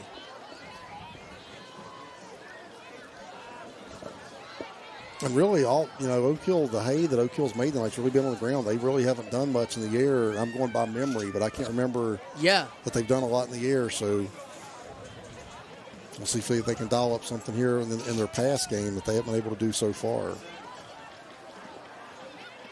The play clock is ticking down, too. They might have to take a timeout here. They may have to. Yep, I think they are. Yeah, you hate that. They have to take a timeout that early in the half. Not even 3 minutes elapsed in the half. Yeah. Now I'll set things up again. It'll be third down and 16 for Oak Hill. And the line to gain being the 4.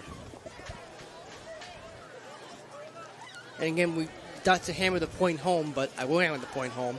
If you score a touchdown on this drive, you really swung this game and probably started to hang some Hurricane heads a little bit. Yeah, well, that's the hope. Yeah, you want to start getting their heads hanging and getting the homecoming crowd back into it a little bit. So, yeah, Oak Hill definitely wants to finish this drive off here with points, especially considering the way you started it with 3 really nice runs to get you in this position. But then that holding call kind of threw you off schedule.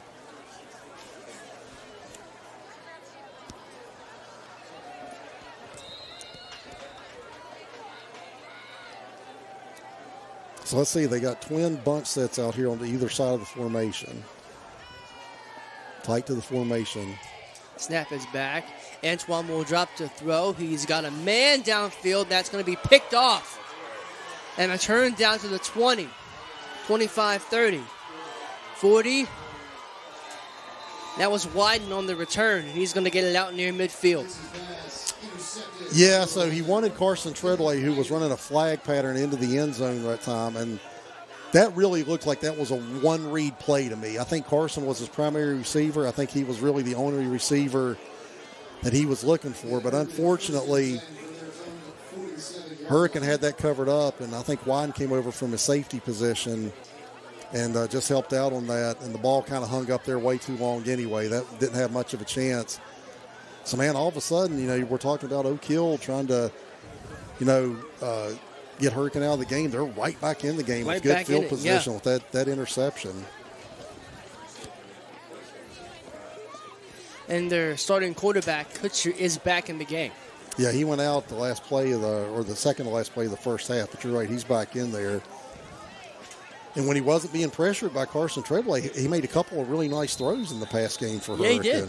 If they can get him protected, I think he can make some plays. They're going with their own 2-back set, which is a little different look for them. They'll hand the ball off, and that's not going anywhere. Well, I mean, it was Carson Treadway again, too. I mean, he just fought off the block of the right tackle, throws that for – it's not a loss, but it's a very short gain. So Hurricane went with that same 2-back look that Oak Hill's been going with, where it's like a pistol where they have a running back right behind the quarterback, but then they have another one kind of at the fullback position. So this is kind of a different look for Hurricane as well, this 2-back look. They'll hand the ball off. Once again, that's going to be Turner trying to get to the edge. He'll cut it back inside. I think he lost a yard or two. Yeah, I think he did. And that was Jagger Knox who did a nice job coming over from his linebacker position. He was the first one to get a hand on him. A whole host of Oak Hill defenders finished off that tackle, but that was just good team defense that time, and Jagger Knox was the one that made him really cut it back inside. So after that turnover, that quick change of possession, Oak Hill's defense with 2 nice back-to-back plays here to put Hurricane in a 3rd and long. They'll call it basically no gain, 3rd down and 9. And the flag comes in here. I think we're going to have a false start here.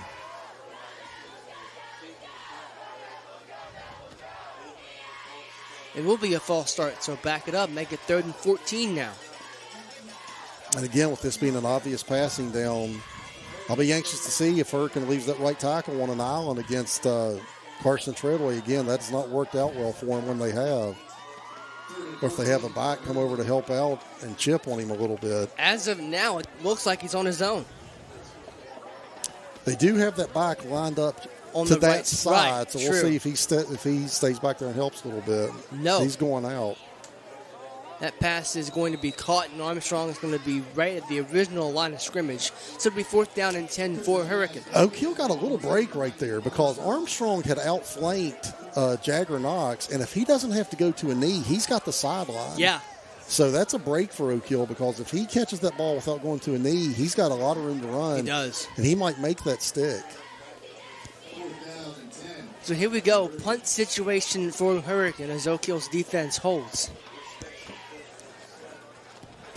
And guess who's back there to return? Yeah, he's had a heck of a night here tonight, Carson has. And he's going to field it, and that's a live ball. Ooh. Who comes up with it? He got it back. Very, very dangerous. And then we're going to have a flag. Here we go. That might be on Oak Hill. Yeah, that was really dangerous. I think he couldn't decide whether or not to field that or not. The ball just kind of ate him up. You know, sometimes you see a shortstop getting eaten up by a sharp grounder. Right, yeah. I think Carson kind of got ate up by the hop on that a little bit. And Oak Hill was lucky to avert disaster and retain possession. I do think we're going to have a personal foul down there, which will probably be half the distance to the goal. So Oak Hill's going to start inside their own 10-yard line when this is marked off. It's like the second baseball evidence. Have you been watching playoff baseball, Chris? You know, I really haven't, but I don't know. I guess I just wanted to get some baseball references out there tonight. Hey, it's a national pastime for a reason. To piggyback off my earlier statement where I said all my sports references are old, anytime I see, especially my daughter plays softball, if a second baseman makes a nice play, I'll go, oh, she looks like Ryan Sandberg out there. That's all my sports references, man. They're like from 1984. Ray Guy, Ryan Sandberg. To be fair, I can think of worse references. All the 50-year-olds out there can appreciate it. If you're 20, you're like, who is this guy talking about? I know who Ryan Sandberg is. My favorite player retired like 15 years ago. So here's the handoff.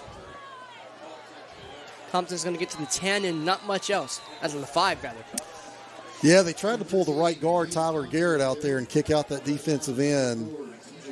But he was just a tad slow getting out there. Hurricane, again, that defensive front, which has been bullied a little bit that time, was able to stand their ground a little bit better that time and hold K to a minimal gain.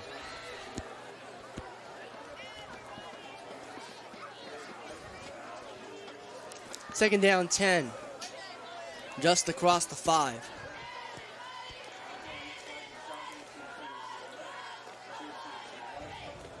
And it looks like Hurricane has now changed up their front. Carson catches it, gets across the 10 to the 15. Should be a first down. Spins off a tackler, spins off another tackler, and gets spun out of bounds. Yeah, he's playing like he's a little bit mad, isn't he? Yeah. He really is. He's playing like he's a little bit mad, the way he's just shrugging off those tacklers. Yeah, he's playing with an edge tonight, a good edge. He's playing with a good edge. Yes. And it looks like that Hurricane that time, they've been going with a 4-man front. It looks like to me that they were maybe in a 6-man front. I thought they brought some backers up and lined them up on the outside of that defensive line, so they might be trying to take away that ground game. But then if you do that, then you open yourself up to that pass game like Oak Hill just sit right there. From the 2-back set, Solomon Trimman will take the handoff. He is going to cut it back in the middle of the field and get a couple on first down. So let's call it 2nd and 9. Second and 8. That looked like, to me, that looked like an outside zone play. They were trying to stretch the defense right off tackle right there. Hurricane did a pretty nice job, though, of holding that to a short gain. Second down and 8, the Red Devils.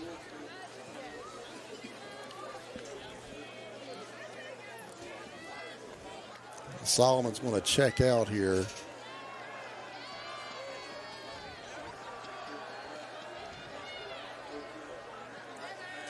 Antoine will throw. That pass is caught. And a flag comes in behind the play.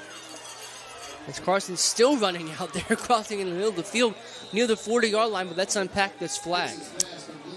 So that was Z. Lewis who caught it. Yeah. And I like the idea. I mean, they're just running a little 4- and 5-yard hitch, and they're setting down right in the zone. I really like the play call. I mean, if you can get that easy pitch and catch, do it. Yeah. And again, I've mentioned earlier this year, I thought Oak Hill was hitting plays in the intermediate passing game. They really haven't been able to do that the last couple of games. And I've talked before. I think that intermediate passing game is really the meat and potatoes of a good pass game.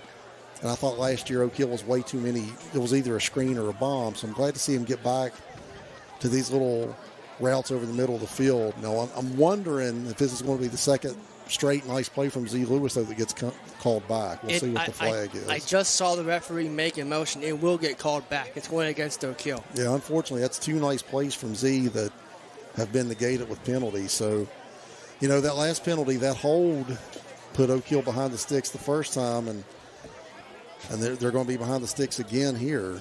So the penalties are killing them right now. That was number 10, Ronan Roscoe, who went down for Hurricane. Good news is he's up and going to the sideline under his own power. So it looks like it's a spot of the foul, so it's not going to, it's second and 11. Because I think the penalty occurred after Z had caught the ball downfield a little bit. 5 minutes to play, third quarter. You got man coverage on here with Carson if you want to go. They're going to run that same little play, that little hitch. And I like it. I like that. You get the ball to a playmaker out in space. That was the exact same play. And I think the Hurricane coaches who were above us on the roof were stomping their feet in anger because I felt the whole booth shake. Yeah, I was like, wait a minute, what? Is this thing finally going down? I felt the whole booth shake that time. I think they might be mad. That's the exact same play, but I like it. That's an easy little pitch and catch. He's running out there 5 yards. He's catching it. Then he's making some men miss, and he's using that as athleticism. So I like the play call there from Oak Hill. Fellas, we're trying to survive the night, okay? And that's an easy throw for Antoine, if you're trying to ease him into it a little bit. That's going to be a pass that's caught. Jagger will get across the 40. So that's the same play that they tried to run in the first half. And Jagger, if you remember, it went off Jagger's hands. Yeah. But I like that play design because when Jagger's catching it, they have Z out in front of him as a lead blocker. And you can kind of tell, even though Z's out in the pattern, I don't know what this discussion's about. Even though Z's out in the pattern, like he's a receiver, he's not out there to catch a ball. He's really out there as a lead blocker for Jagger, and then that time they were able to complete the pass and get a nice gain out of it. But again, I don't know if I didn't see a flag, but I see the ref over there talking to the Oak Hill coaching staff. Yeah, I did not see a flag at all, but apparently there was one. The head ref looks like he had I thought he had something to say for a minute. Yeah. But I'm glad they came back to that because that was there in the first half and Jagger just couldn't hold on to it. That's a nicely designed play, and I think that's a new play call for Oak Hill. I haven't seen them run that yet this year. I think you're right. Handoff once again, crossing the 35. So then that time, they went two back, and we saw a lot of this last year. We haven't seen a lot this year. That time they went two back, but they had Cade lined up as an H-back over there on the right-hand side, and he pulled across the formation and kicked out a defensive end. They did that a lot last year with Tyler Ashmore. He would line up at that kind of that H-back wing position, and they're doing that again on this play right here.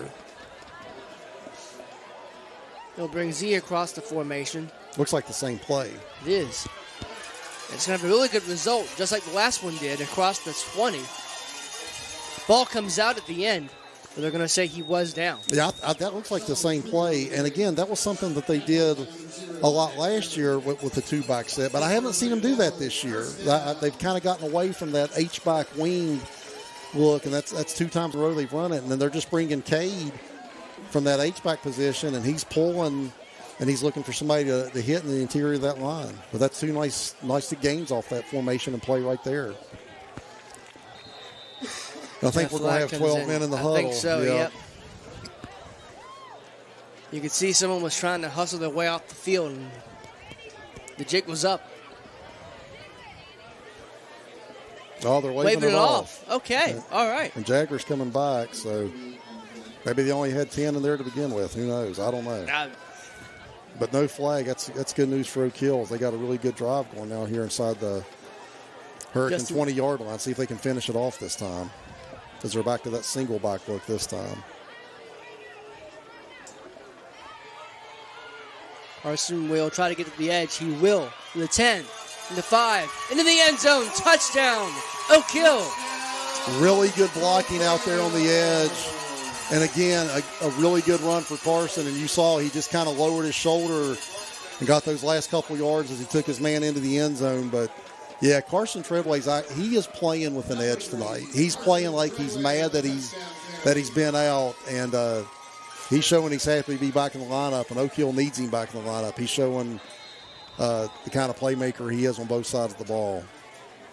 Nice drive that time for Oak Hill. So it's 20-10 with 2:32 to go in the third quarter with the extra point upcoming.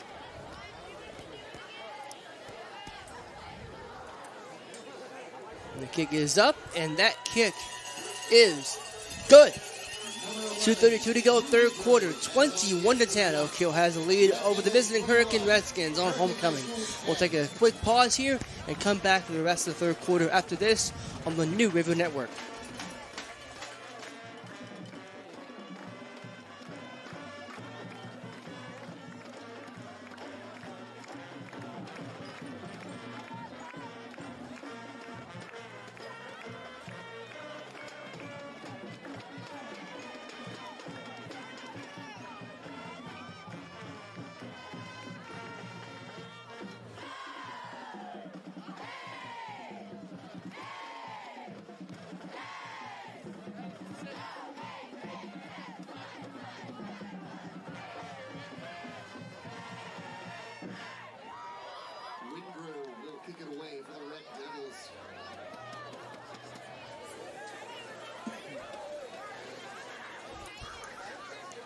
Welcome you back into New River Network's coverage of high school football. It is 21-10. Oak Hill with the lead over Hurricane. And Chris, that was touchdown we've all been waiting for here in the second half.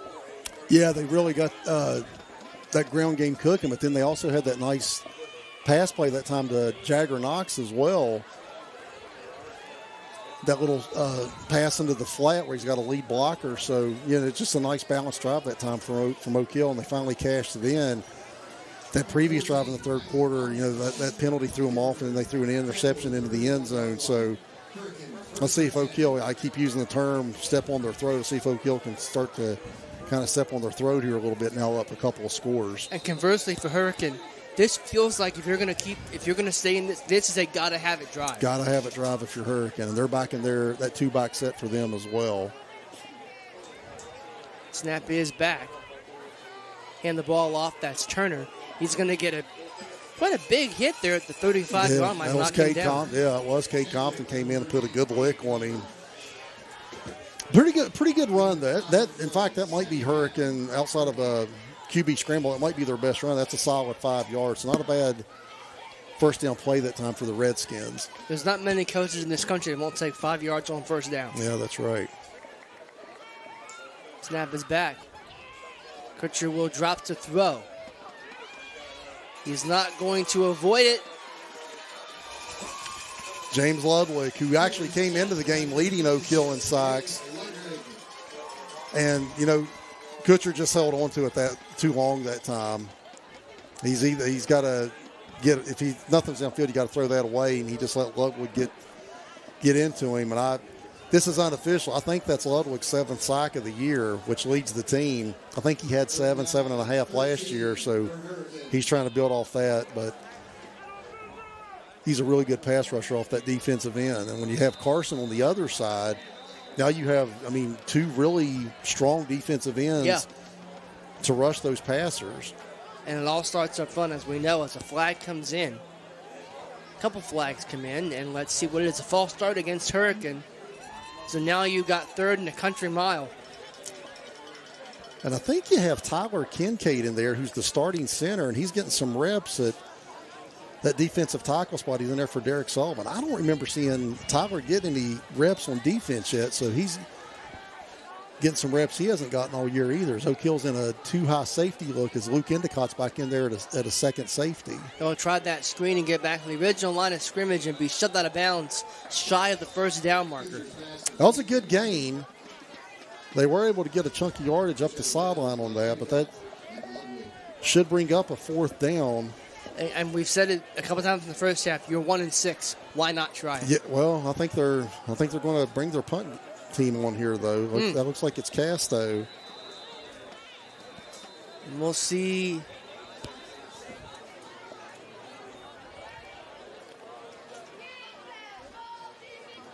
It's a conversation between officials at the 38-yard line. I don't know what's going on. Beats me.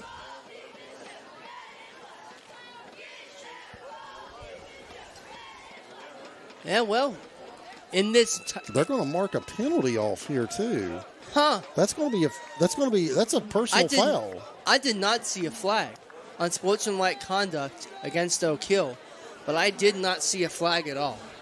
I didn't either. I never saw anybody throw a flag, but that's an unsportsmanlike. That's a big penalty. That's a huge penalty. It keeps the drive alive for Hurricane. So I don't know. I'm guessing maybe somebody said something. That's about it. Your guess is as good as mine. Yeah. All right. 1st and 10 Redskins. Kutcher going to go down. Guess who was in there again? Well, Tyler Kincaid. Looks like Kutcher's down. We have 2 Redskins down. Tyler Kincaid was in there. Carson Treadway. Braden Knight. They might have to split that sock up into thirds, which they don't. They don't normally do. No, they don't normally do that. Yeah, but again, I think the initial protection was pretty good. Kutcher just held on to the ball again a little too long that time, stayed in the pocket, and he's going out for the second time.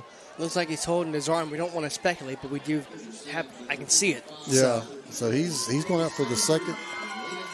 He's really in some. He's really in some discomfort. So that's going to bring in Will Freaking, who took the last snap of the first half for Hurricane, but he comes in a really bad spot here, 2nd and 19 on a drive that Hurricane has to score. So let's see if they trust him to put the ball up here. They're going to hand it off. Oh, that's okay. I thought that was the runner. I thought the lead blocker. I thought was the runner for a minute, but I was like, man. That's still a solid gain up the middle, and it turns a 2nd and 19 into a 3rd and 11, which they don't have to snap it if they don't want to. I think we're going to have a false start. Oak Hill pointing. Well, weird thing is I saw Oak Hill moving before I saw Hurricane moving. Oh, we had a situation like that in the first half, too. Yeah. False start. So that'll move us with 10.8 seconds to go in the 3rd quarter. They'll put Hurricane back to a 3rd and 16. So a net gain of 3 yards in the last couple of plays. So again, Oak Hill with 2 safeties, and this time it's Luke Endicott and Caleb Compton back there to safety. Screen pass out here, and it's caught. Well, that was Turner who caught it. He's going to get near the original line of scrimmage. Yeah, that should do it. That'll bring up a 4th and 10 when we start the 4th quarter. So that will be how we'll begin quarter number 4. Last quarter of action in Homecoming 2025. It's 21-10 Oak Hill. Let's pause for a little bit on the Maneuver Network.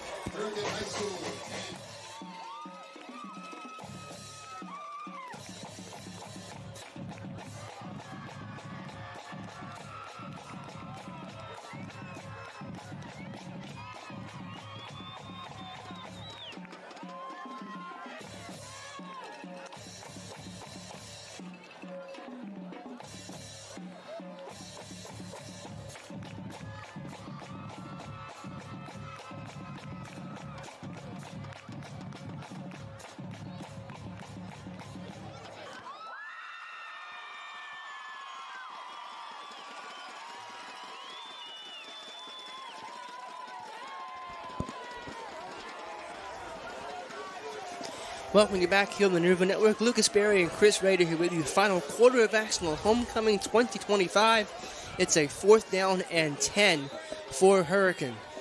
And they need this play.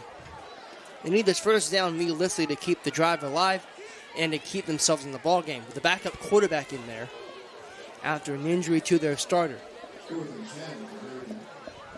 Yeah, they got to put the ball in Freaking's hands and ask him to make a play in a crucial situation here for him. He's going to drop to throw. He's going to be hit as he throws, and that's going to fall back at the line of scrimmage. And Oak Hill will take over on downs near midfield.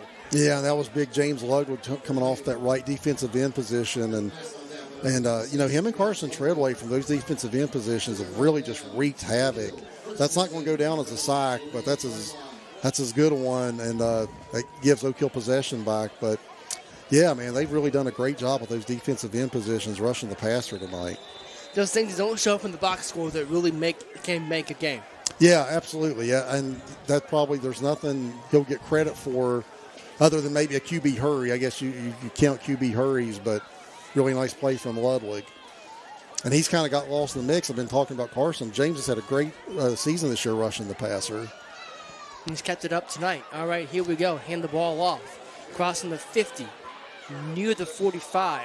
And that time they went, again, that was the two-back look that time with Cade lined up at the kind of a wing out there at the left-hand side. So Oak Hill mixing in a lot of different formations here tonight, giving Hurricane a lot to prepare for. And again, I think some of the plays that they've run tonight isn't something I think Hurricane has probably seen on film. 2nd down 5 from the 47-yard line.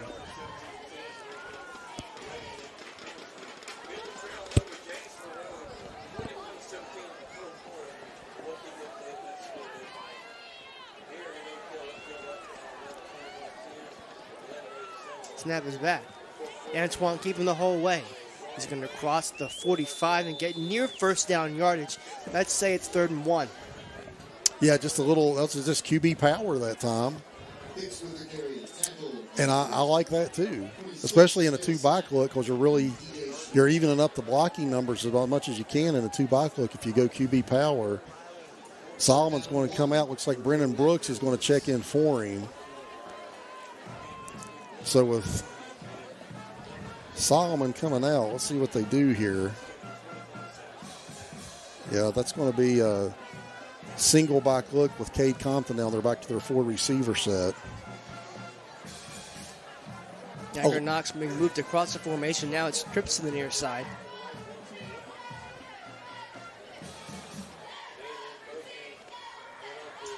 Carson cutting it back in the middle of the field. He's got the 40 and a first down to the 35, and the 30, gets spun down to about the 31. Talk about making something out of nothing.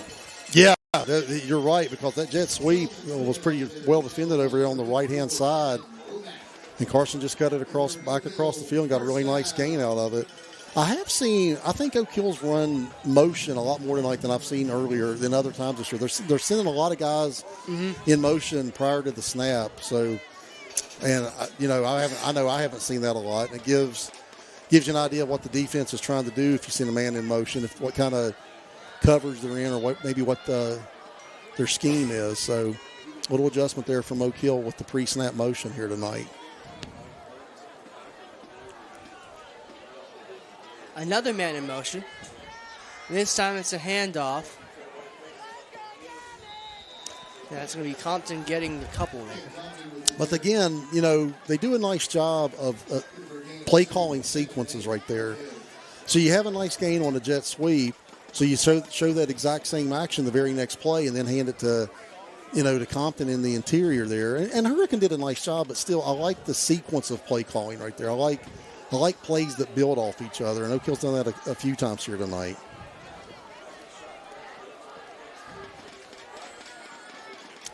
And again, back in that two-back set with Cade at that H-back here on the right-hand side, right behind James Ludwig. Snap is back. It's a handoff.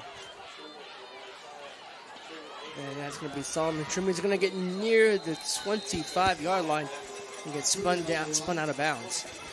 Yeah, it looks like, to me, that was like an outside zone, just trying to run a little stretch play out there. And he got pretty decent yardage, and you got Cade out there lined up at that wing back trying to help set the edge. So you have an extra blocker out there on the outside where you're trying to run it. They're going to give him the 24.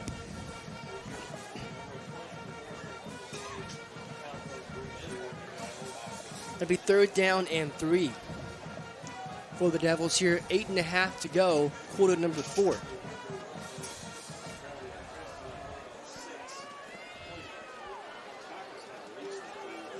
Six-man front here now for Hurricane. Compton's going to take Not it. going to matter, though. Look at that. He's going to go. Touchdown. Oak Hill.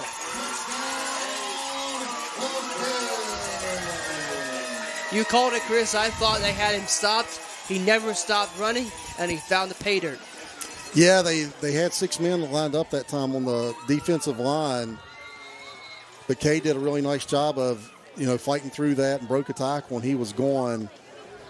We're seeing more Hurricane players kind of coming up hobbling a little bit. And with 8:29 left and now Oak Hill up 3 scores, they're starting to put this one away in front of the homecoming crowd. Extra point upcoming, trying to make this an 18-point ball game.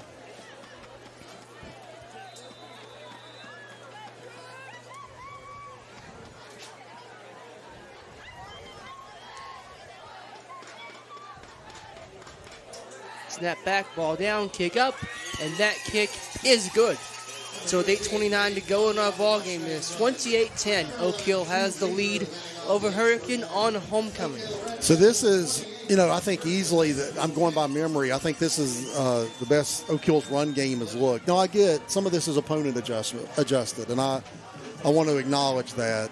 But I have seen some wrinkles out of the Oak Hill offensive attack tonight, just not only formationally, but some of the things they're doing pre-snap, some of the plays they're calling. So they've definitely made some adjustments offensively, but they've really got their ground game working here tonight. And it hasn't just been Cade Compton. It's been Cade Compton and Carson Treadway on some jet sweeps. And Solomon Truman's gotten involved. So it's been a really good team effort on that ground game here tonight too. But I would say at this point, and you and I can't keep stats up here, and at least I can't. I'm not that good either. I would think the team rushing now is well over 200 yards, I would think. If not, it's got to really be right close to around it, yeah. that area. So Wingrove will send this away.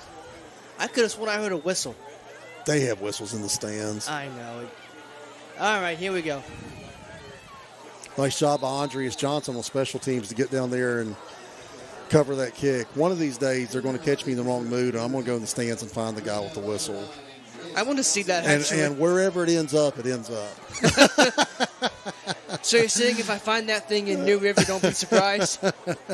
The guy will be lucky if it ends up in New River.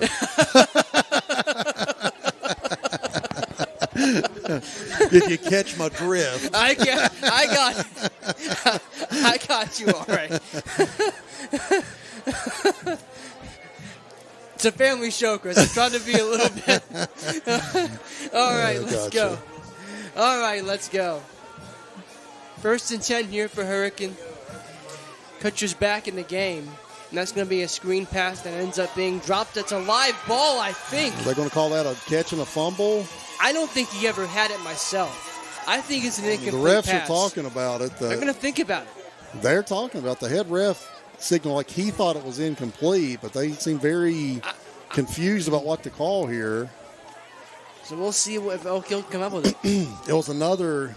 They're going to call it an incomplete pass. They tried to run. That's the correct call. Tried to run a middle screen, and again, Solomon Truman, who's had a really nice night defensively, was all over that. He broke up the pass, and Oak Hill's got it cooking right now on both sides of the ball. So I'll stop it at 8:14 here.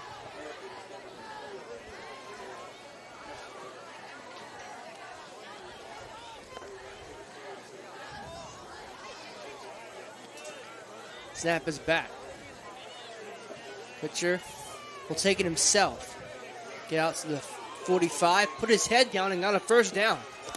I'll tell you what, he took a pretty good lick from Andreas Johnson, and I know last week against Capital, Johnson had a big hit on a punt return against Capital that frankly should have been a fumble that Oak Hill recovered. The refs blew that. But that was a big hit again from Andreas Johnson that time from his outside linebacker position. But again, he was flushed because of the good pass rush from Caden James right there. And that got knocked down. I think that was Carson again. I said, yeah, Carson. And again, I'm seeing some Hurricane players coming up. That's an Oak Hill player. Excuse me, that's James Ludwig. Yes. You're right. That's James Ludwig. So they can ill afford to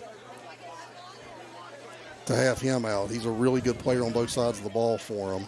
I'll give Kutcher a little bit of a shout-out. We saw him go down not once but twice in this game after taking some pretty, for lack of a better word, violent hits.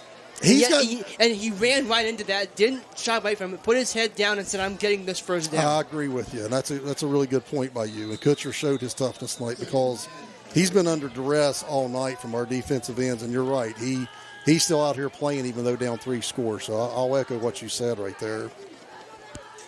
He's back to throw once again. He's being chased down. Somehow got out from Carson's grasp, and that pass is caught. Really well done there from DJ Short. Really nice job by Kutcher, too. He kept his poise. He was able at that time to get away from it. That would have been Carson's 5th sack. But he kept his poise, put a good ball downfield. And that was a good catch by DJ Short, too. That wasn't an easy ball to come down with. So nice job that time from Hurricane. Because Riley Biggs has checked in for James Ludwig at that right defensive end position. Snap is back once again. Kutcher drops to throw. That pass is incomplete. Yeah, he was looking for a post pattern. Again, trying to fit it into a tight window. That time couldn't quite get his receiver down there, so he was trying to fit that into that Oak Hill zone. Because Oak Hill is now starting to sub in on that defensive line as I see Jeremy Lewis and Tyler Kincaid at those defensive tackle positions, giving Big Braden Knight and Derek Sullivan a rest. Andreas Johnson checks in late here for Oak Hill. Turner on the carry. He's going to get to the 40, and not to the 39. So a good play on second down will make it 3rd down and 3 for Hurricane. Yep, and they're still playing here with 7 minutes to go. Hurricane has no quit in them. Luke Endicott's going to check back into that defensive backfield for Oak Hill. Lewis is going to check out from defensive line, and Braden Knight checks back in at that one of those defensive tackle positions.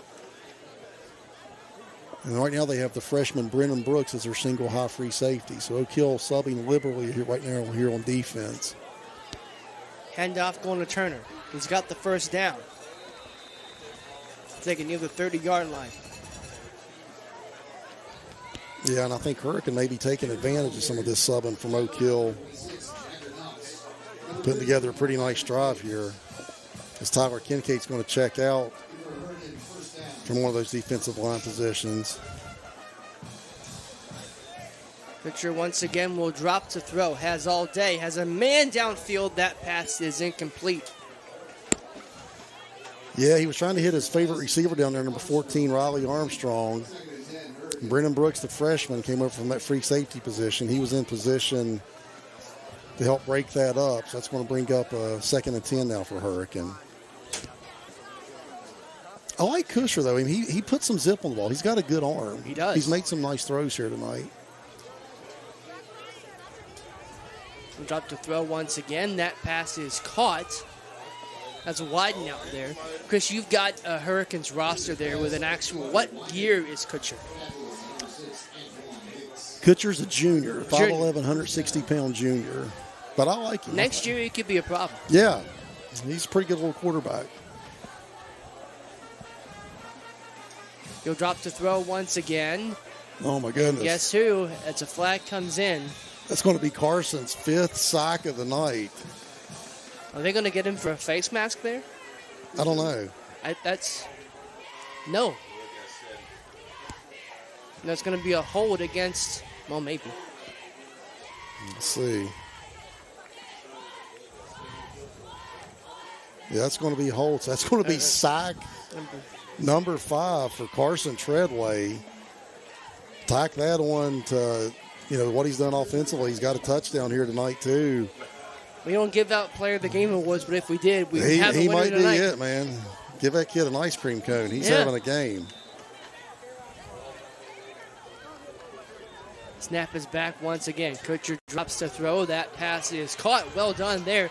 DJ Short will take it in the end zone. Touchdown, Hurricane. And that's another good. And you see Kutcher coming up, kind of hurt again. But, man, he's standing in there.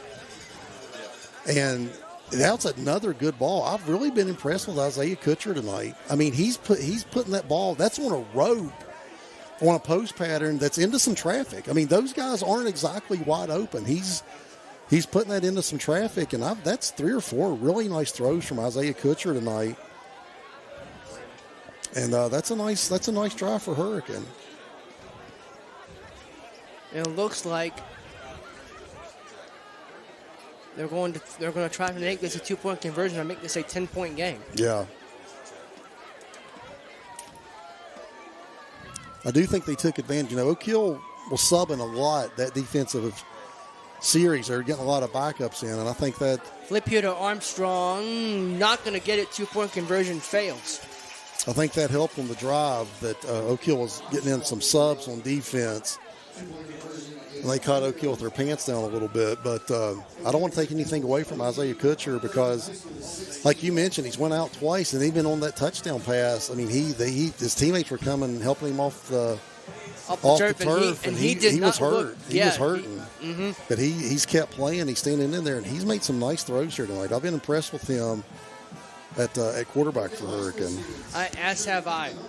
And I will echo the toughness and everything like that because he really has stood in there. And well, he's been sacked. I mean, Clarkson sacked him 5 times on his own. I know James has a sack. That's at least 6, if not 7, for Oak Hill. I mean, he's taking a lot of punishment here tonight, but and he's still standing in there. And for a first-year head coach, such as, let me get his name right, Dustin Hayfield, you can build on that. You can build on a quarterback like that. Yeah, you try to build off the positives, and honestly, with 5:52 left, this game's not over. They're lining up for an onside kick, and Oak Hill still has to put this one to bed. It's not over yet. Oh no, it's a 2-touchdown game. And that's going to be fielded and just smothered by the Red Devils. That actually wasn't a bad little kick. That was a nice job by Jack Hess to get on it, but it took kind of that big hop that you want to see. He just didn't. His guys couldn't get down there to get on it, but that wasn't a bad onside kick that time from Casto. Now for Oak Hill, it seems so obvious, but we'll say it anyway. Now the goal is just to string a couple first downs together, wind some clock, and get out of here with a win. Yeah, absolutely. And you want to remind, and I think Luke Endicott is back in there, actually. So Luke Endicott's back in here at quarterback. Yep. And they got Antoine out here at a slot to the left. We'll hand the ball off. Compton will get near the 50 and stay in bounds. So really nice job that time by the right tackle, Derek Sullivan. That play was designed to go outside, and he was able to hook his man and push him inside. And that's why Cade was able to get outside and get a nice, 7-yard gain that time. Maybe a 6-yard gain. I think they're going to call it 2nd down 4, so it's a 6-yard gain. But nice job by big Derek Sullivan that time. A little hook block from his right tackle position.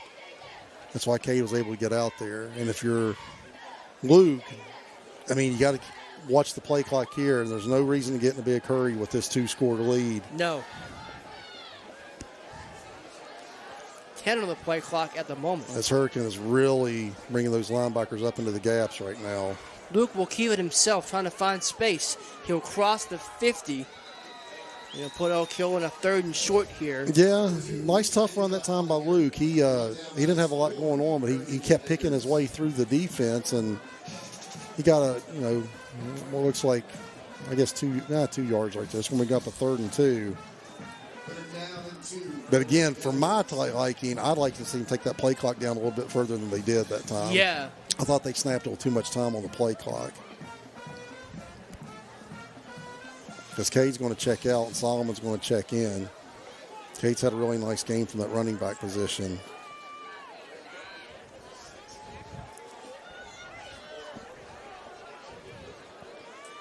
Big 3rd down and 2 here. Handoff up the middle. That's Carson once again. He's going to cross the 35, 30 to the 25. And he stays in bounds at the 20. Yeah.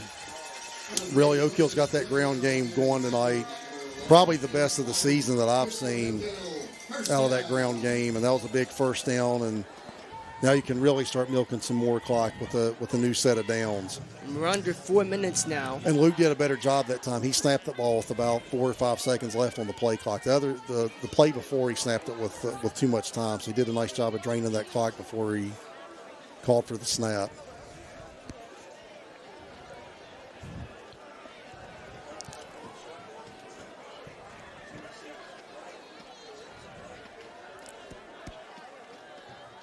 Snap is back. Luke will drop to throw. That pass is caught by Antoine. He's going to scoot to the 10. And it'll be first and goal here for Oak Hill. Here's what I like about that. Luke has struggled the last couple of weeks. He didn't get the start tonight. So it would be easy for him to be a little down on himself. So Coach Marion puts him here in this last drive, gives him a nice little pitch and catch. Just something simple. You know, hey, here's a little 5-yard hitch route to maybe just get his confidence going a little bit. You don't want to lose him. No. You still got a lot of season to go. You don't want to lose him mentally. So I kind of like what Devon Marion's doing here, getting him some snaps here on this drive and letting him throw a pass as well. Handoff. Trying to cut it back across the field. He will then go out of bounds. Yeah, that was the only thing wrong with that is he went out of bounds. But a nice run from Cade Compton. And you can see Hurricanes just kind of getting worn down at this point. So that'll be at the 2-yard line thereabouts with 2:52 in the ballgame. So Antoine's going to check out. And it looks like Solomon Truman is in there. Is checked back in. They're going with that 2-back look as Cade's still in there. So they're going to line Cade up at a wing out here to the right with Solomon back there in the backfield with Luke. Now they're going to put Cade in motion and switch sides of the field. Luke will take it himself, trying to find the edge. He's not going to. And as told to bring up 3rd down, and let's call it goal from the 5. Yeah, Hurricane had it defended pretty well. That's really not Luke's forte to try to bounce it out. He's probably better just to, put his head down and get as much as he can out of it. But Hurricane did a pretty nice job of defending that anyway. We're now down to under 2.5 minutes to go in our football game.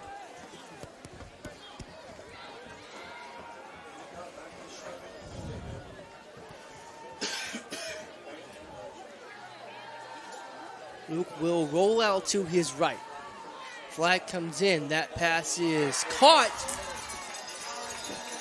I don't know if that's going to stand, unfortunately. We'll see what this flag's about, but I'm kind of inclined to agree with you, Chris. That would have been Jagger Knox's first TD of the year, but I don't think it's going to stand. As Luke did a nice job of finding him in the back of the end zone, rolling out to his right. I don't think it's going to stand, unfortunately for Jagger especially. So will be a false start against Oak Hill. Yeah, I didn't see it. Stand. I didn't see it myself. I didn't either.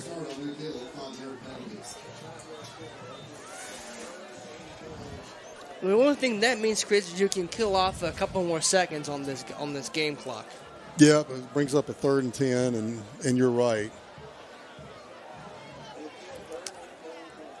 I think they really would like to see, Luke Endicott lead a scoring drive here. Absolutely, yes. That only serves to build confidence. They might be running the same play. This is the same formation. He's going to throw it back across his body. That pass is incomplete. Yeah, they were trying to get a throwback that time. Luke was kind of rolling out to his right, and they're going to try to sneak Carson out of there. Excuse me, not Carson, but Solomon Truman on a kind of a wheel route around to the left. But Hurricane had that defended pretty well, though. They saw that coming.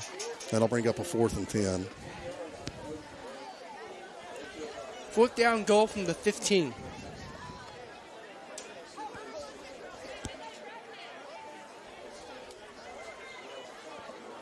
And that clock actually did not start on that last play.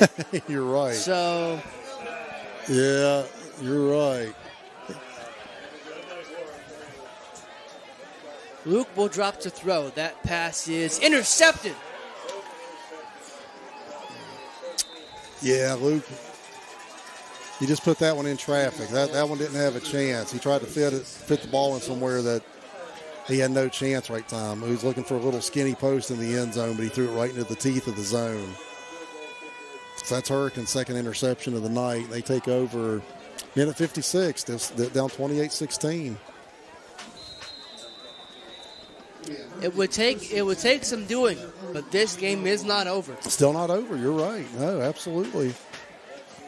So I haven't seen James Ludwig check back in. Riley Biggs is still at that defensive end position for him, number 33. You got Brennan Brooks out here, the freshman, as a single high free safety. So you still do have a couple of reserves in here for Oak Hill. We've got whistles, and someone took a timeout. I did not see who. Timeout Hurricane. Nothing like a sudden change timeout. Want to remind everyone that Oak Hill hits the road next week. They'll be going down to South Charleston, another new team on our schedule. The last 4 games of the year are new teams. It's Hurricane, South Charleston, a very familiar Phil and Woodrow Wilson, and North Marion, a new one. So it's the familiar faces are for the most part over, and now you're getting some fresh faces on that schedule. Yeah, historically, Oak Hill hasn't played a lot of the teams from down in the valley. They have added some teams, from that I-64 West corridor down there with Hurricane and Capital and South Charleston. So South Charleston, they're young, they're struggling a little bit. I think that's a game that on paper Oak Hill has a chance to win, should be competitive in. And again, that Woodrow game is shaping up like it has each of the last 2 years to have big playoff positioning implications for both teams. I'll make a point after this play about next week as we see Kutcher roll out from his own goal line. He's trying to throw it, and he will. And that's going to be incomplete. We talked about how Capital, you're in John Carpenter's second stint there. Right. Donnie Mays is back at South Charleston for his second stint. That's 2 times in 3 weeks. Oak Hill's going to face a head coach who had a very successful first stint, now back trying to revive a program that had been on a downward swing. Yeah, I think with South Charleston and Capital both, and I'll finish the point after this play, because we got a 2nd and 10 here with 1:46 left. But you're moving Turner, and he'll get the ball. Turner will take it upfield and get a couple. I think, with South Charleston and the Capital both, they're just trying to get some stability back in their program. And, those are two schools that have won a lot in the past, and those coaches have been successful in the past, and they've fallen on hard times for different reasons, the transfers. They're just trying to get some stability back in those programs down there. Kutcher will complete that pass out wide. That's a very good catch. Coming back to the ball, that's going to be Lane Ferris. Yeah, that was just a comeback route. Oak Hill playing a soft shell, just trying to keep everything in front of them. And that's a nice gain. If you're Oak Hill, you'll kind of live with that as well with 1:11 here. You're just trying to keep everything in front of you. And the snap is back once again. Kutcher will roll out, throw it. That pass falls incomplete. And Lucas, we have a Fayette County score with about 3 minutes left. Midland Trail was up 28-24 on James Monroe down at Linside. That's a big one. That would be a really nice win for Midland Trail, he was putting together a nice season. They upset Nicholas County at homecoming a couple weeks ago. I was at that game. That was a really fun game to be at. Yes, it was. I was at that game as well. Snap is back. Kutcher will drop to throw. He's going to evade a tackle. I think they're going to blow it dead. Yeah. And if they do, that's going to be Carson Treadway's 6th sack of the night. He's honing in on Derek Thomas territory, who had, back in the day, had 7 sacks, I think, against the Seahawks. And Carson Treadway, man, he's challenging James Ludwig's team sack lead in one game. I was going to say, he's coming for James. By my count, that's his 6th sack of the night. And I think coming into the game, James had 6 sacks, and he's got one tonight. But in one game, Carson Treadway is challenging for the team sack lead, and that is a heck of a game from the junior down there. And on homecoming, no less. On homecoming, no less, exactly. So good for him. Really nice return to the starting lineup for Carson Treadway. He's had a really big game tonight. Just has been virtually unblockable from that defensive end position. I don't know him, so I kind of hesitate saying this, but based on what I've seen, it almost seems like as soon as he got suspended, he's had this game circled on his calendar. He woke up ready to go. Yeah, I think he has been ready to go. for a couple weeks. As again, Oak Hill checks in at 57, or is that 67? Charles Lee is getting some time at the defensive tackle position. Charles is a 5'8", 227-pound sophomore, number 67 there for Oak Hill. 3rd and 20 here for Hurricane with 58.4 to go.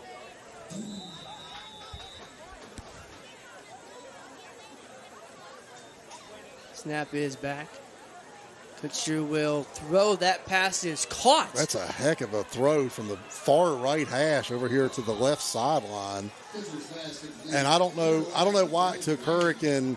They finally had a backstay in and chip on Carson Treadway after he got 6 sacks.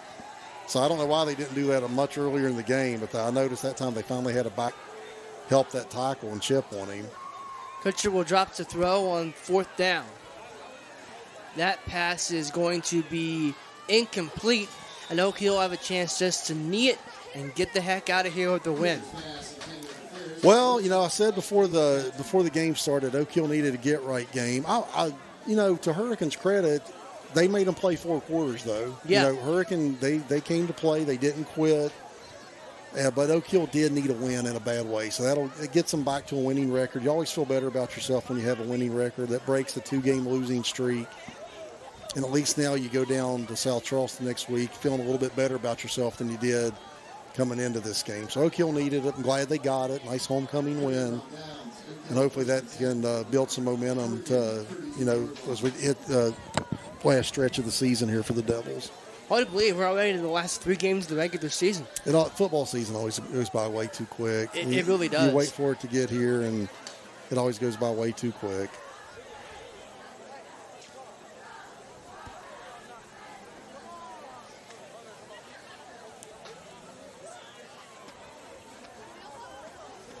Luke back in there in victory formation. And 1 knee down should do it. And that's going to do it. And with that, the last 20 or so seconds should roll off our game clock and the handshake line can commence. So Oak Hill gets a much-needed 28-16 win over the Hurricane Redskins here on homecoming and improves their record now to 4-3 with the final couple road games upcoming for Oak Hill this season at South Charleston, and of course the big one at Woodrow in a couple of weeks on Halloween night over in Beckley. So with that, we say thank you so much as always for tuning us in. For Chase Berry down there running our field camera, Darren McGuffin up here throwing the switches, Robert Pauly on the main camera, Chris Rader, myself, Lucas Berry. Thank you so much once again for watching. Final score, Oak Hill 28, Hurricane 16. Good night, everyone.